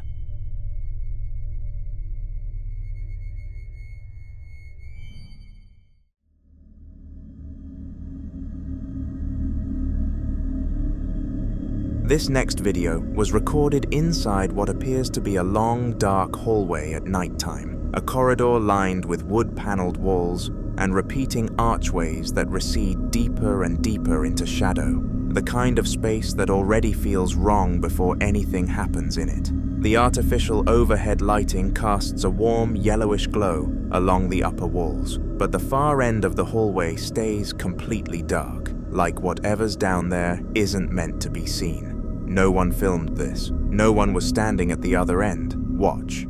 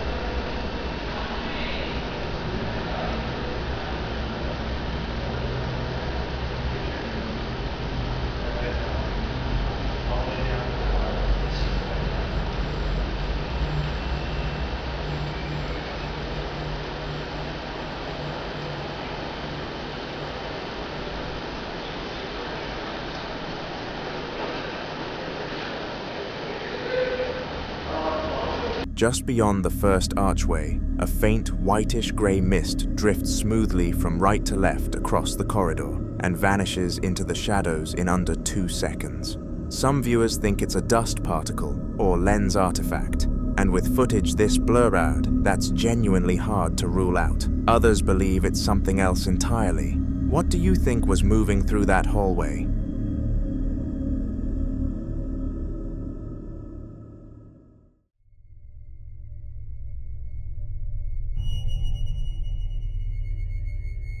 In this next video, a father had been growing increasingly concerned about his young daughter's behavior. At first, it seemed harmless enough. Like many children her age, she would spend long periods talking to someone nobody else could see, pausing as if she were listening to responses, laughing at jokes that no one had told, and occasionally looking toward empty corners of the room as though another child were standing there with her. Naturally, her father assumed it was an imaginary friend, until it stopped being a case of a child talking to something invisible. It became a case of something responding. Watch. Miren hasta el final. Esto es una cosa muy loca lo que pasa acá, cerca de mi barrio, a la vuelta de mi casa. Bueno, mi hija se ve que tiene un amigo invisible, porque ustedes miren. Váyale, decirle que traiga el coche. Decirle que traiga el coche, decirle.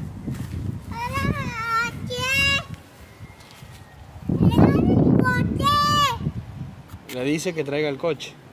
¡Dale el coche!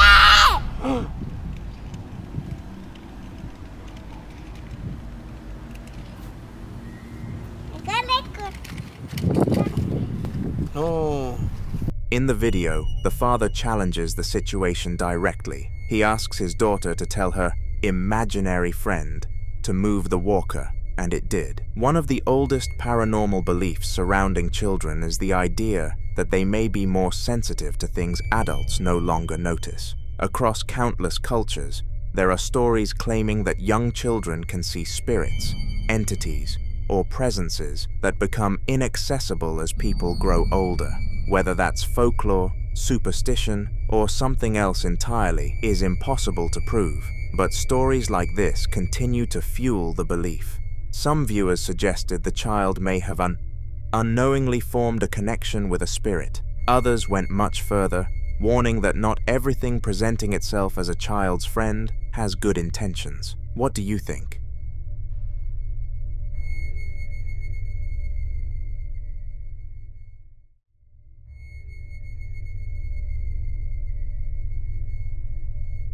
The following video was captured by a man doing what appears to be a late-night walkthrough of an empty industrial building. Service corridors, loading bays, the kind of place that feels unsettling even when nothing's happening. He moves through a series of narrow hallways, lit by fluorescent overhead lights, past recycling signs and yellow safety markings, before pushing through a plastic strip curtain into a vast, dimly lit loading dock below. Concrete pillars, orange industrial lights, long shadows stretching across the floor. The space is completely deserted, and from the moment the clip begins, there's already something deeply wrong, because a loud, continuous, high-pitched alarm tone is ringing out through the entire area with no clear origin. He pans the camera across the empty dock, taking in the loading bays and the grimy walls, and you can feel the tension building. Watch.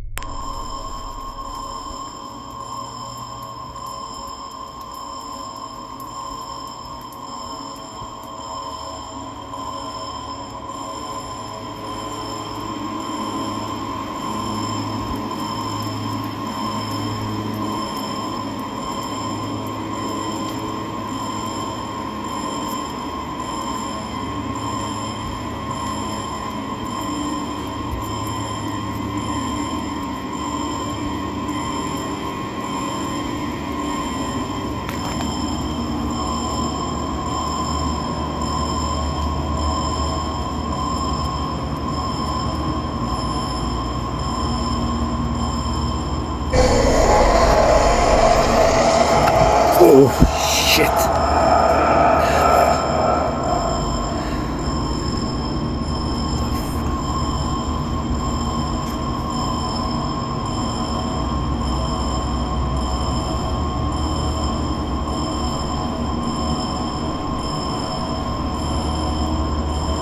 Who's there?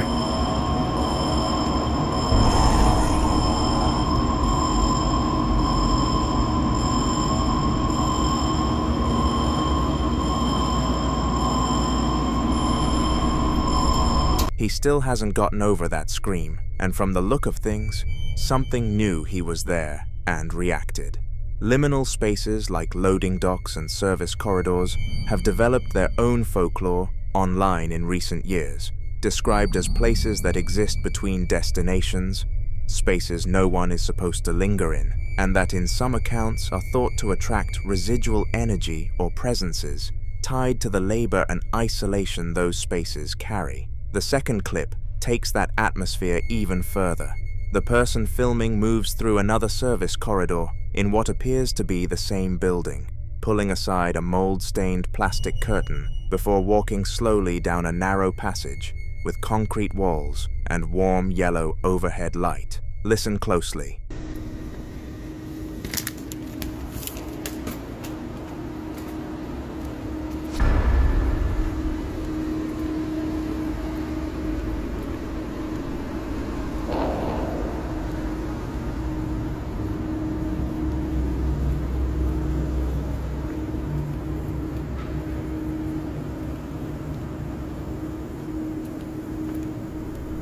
If you look at the top right corner, you'll see a humanoid figure hanging. After he shared the footage, many people immediately connected the figure to the scream captured earlier. Some speculated that whatever produced that sound may have been the same presence now appearing in the corridor. Of course, skeptics argue that the figure could be an illusion created by shadows, pipes, hanging material, or the low image quality of the footage. But for those who believe the scream and the figure are connected, that's a difficult explanation to accept.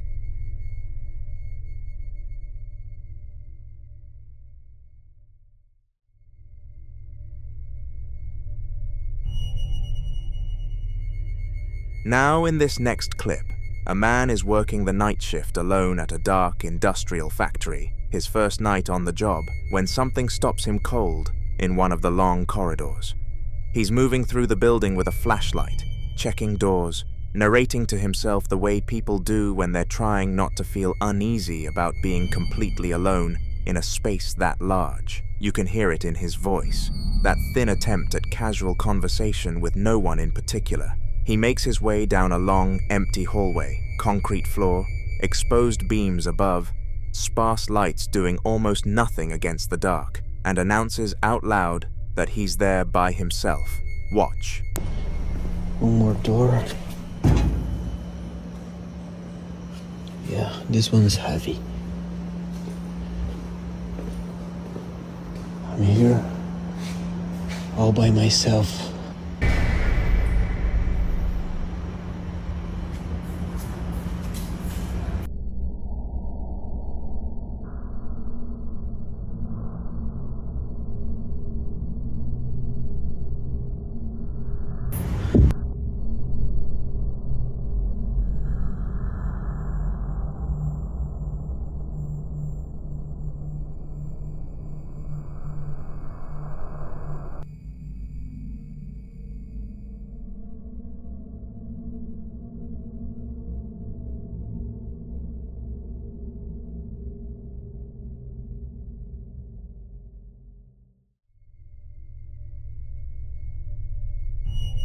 At the far end of the hallway, a figure with long dark hair briefly peeks around the corner, just for a moment. What makes the sighting so unsettling is the timing. The figure appears immediately after he acknowledges that he's alone, almost as though something heard him and decided to respond. Whether that's coincidence or not, it's the detail that viewers keep coming back to. Many people compared the figure to one of the most common apparitions reported in industrial locations and abandoned buildings, the peeking ghost. Unlike full-bodied apparitions that stand openly in view, these sightings are often described as figures that watch from doorways, corners, stairwells, and hallways, revealing only part of themselves before quickly retreating from sight. Factories can be especially fertile ground for stories like these.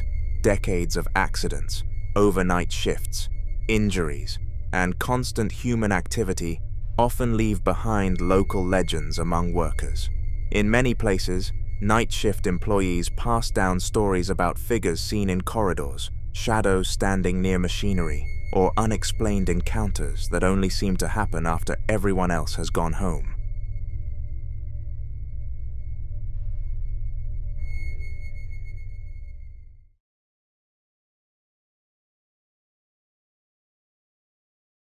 Now, in this next clip, a man is spending a quiet night at home with his young son, the kind of ordinary evening where the biggest concern should be which action figure wins the fight. But something on the porch keeps pulling his attention back, and when it happens a second time, with his son sitting right there in the room, he doesn't hesitate for a second. Watch.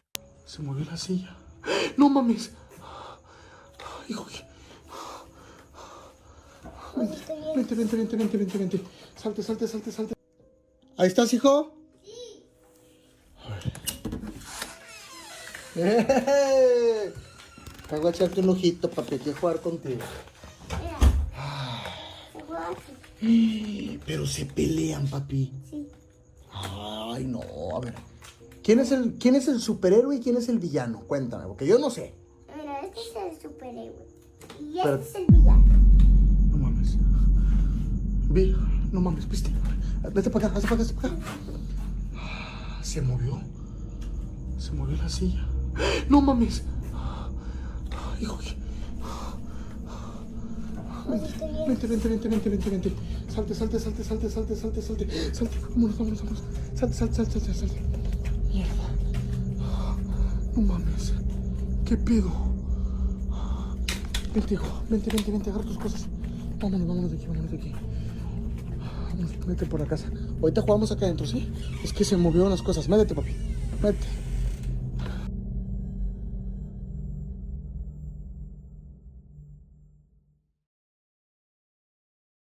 A white metal rocking chair on the porch begins moving on its own. No breeze, no one nearby, nothing physically touching it. The man grabs his son and gets him out immediately. Some viewers immediately pointed to a poltergeist-type presence, entities associated with kinetic disturbances, objects moving without contact, often described as being drawn to spaces where children are present. Others weren't ready to go that far, arguing the chair could have been disturbed by uneven flooring or a vibration from inside the house.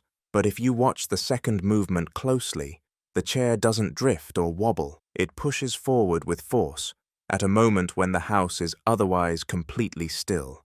What's harder to dismiss is the pattern, the same object, the same location, twice in one night, and both times right when the man and his son were nearby. Whether something in that house was reacting to them or simply didn't want them there is a question the father clearly couldn't wait around to answer. The following video was recorded by a woman whose house was struck by lightning, and what started as a terrifying but explainable night turned into something she still can't account for. She'd been asleep when it happened, the kind of dead sleep where your whole body shuts off, and the strike came without warning. Watch.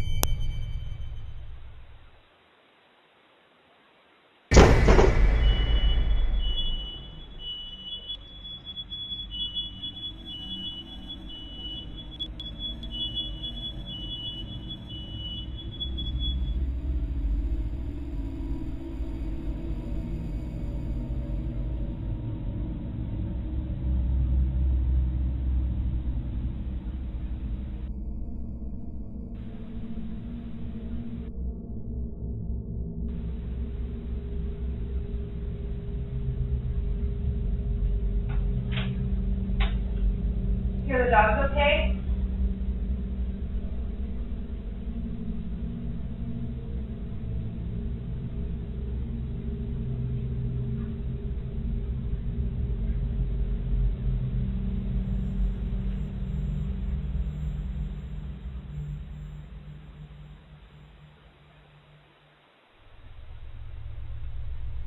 A blinding white flash tears through the room, the crack and bang of the impact hitting simultaneously, and seconds later, an alarm screams to life before cutting off just as suddenly. She sits up in bed, visibly shaken, and the first thing out of her mouth once the room goes quiet is asking whether her dogs are okay. That detail matters because the dogs become a thread running through everything that follows. The house lost half its power in the strike, and what you'd expect next is a long, stressful night of waiting for the all clear. What actually happened was stranger than that. By the time firefighters arrived to inspect the damage, the scene inside had taken on a different quality entirely. The smoke hanging in the air, the low artificial lighting, the dogs somewhere out of frame, all of it was caught on the same security camera system. Watch closely. I didn't even know.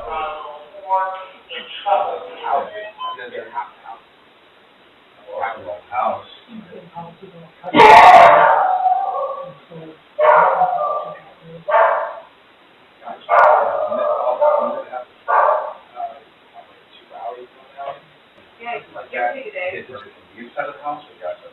No, we were inside. We were there. Yeah. Then there was a little house shook. I thought it was like one tower. You go up. Number 4. That's what I mean, we've had like city blackouts, but the neighbors still have power, so situation.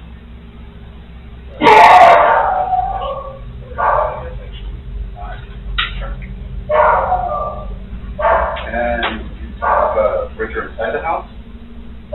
Yeah, we have one. Well, let's just give it a check. It's in that back corner. That's possible. Yeah, there. Yes, right there? Yeah, it's in that corner. Alright. Yeah, it never really opened up through 4.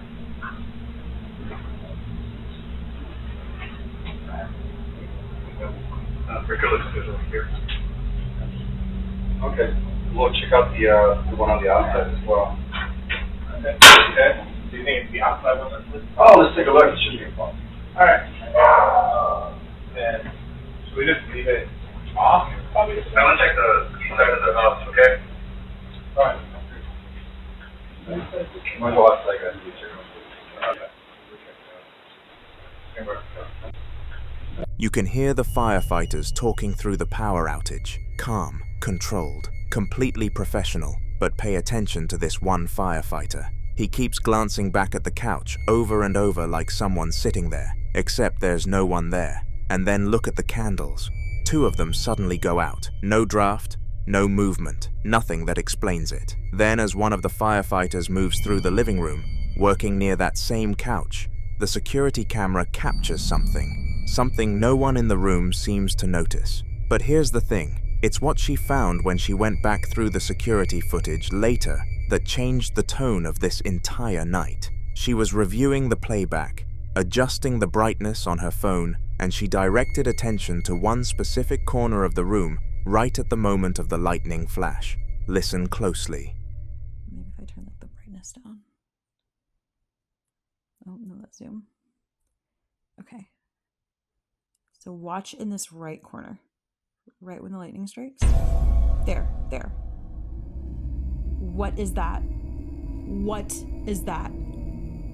What is that? During the fraction of a second that the room goes completely white from the strike, a small, dark figure is visible on the floor in the lower right corner, crouched low, close to the ground, solid black against the blinding overexposure.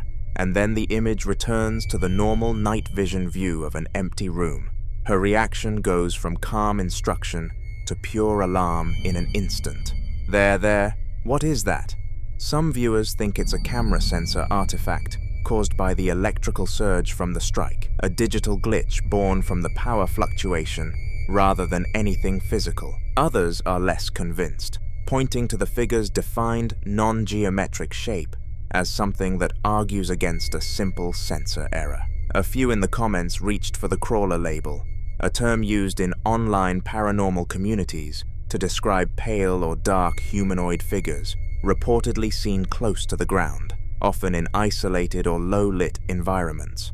Skeptics would say the image is too degraded and too brief to draw any real conclusion, and that may be true, but the flash lasted a fraction of a second. The shape was there, and whatever the dogs were reacting to all night, before the firefighters arrived, during their inspection, after that popping sound, it came from somewhere inside that house. So what exactly did the lightning reveal? Whatever that figure was, it was only visible because the strike lit the room up completely, and you have to wonder what else might have been there on all the other nights, in all the other dark corners that the camera simply wasn't bright enough to catch.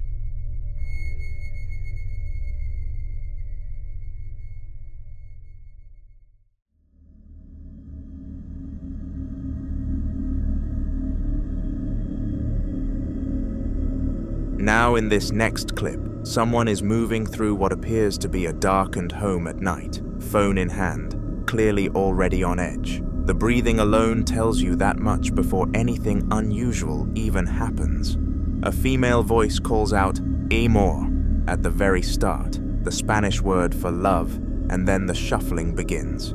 The person filming slowly works their way down from a staircase, panning across a room with reddish-brown tiled floors, a white door lined with multiple locks, and a heavy dark green curtain hanging to the left. Something about that curtain pulls the camera's attention. Watch.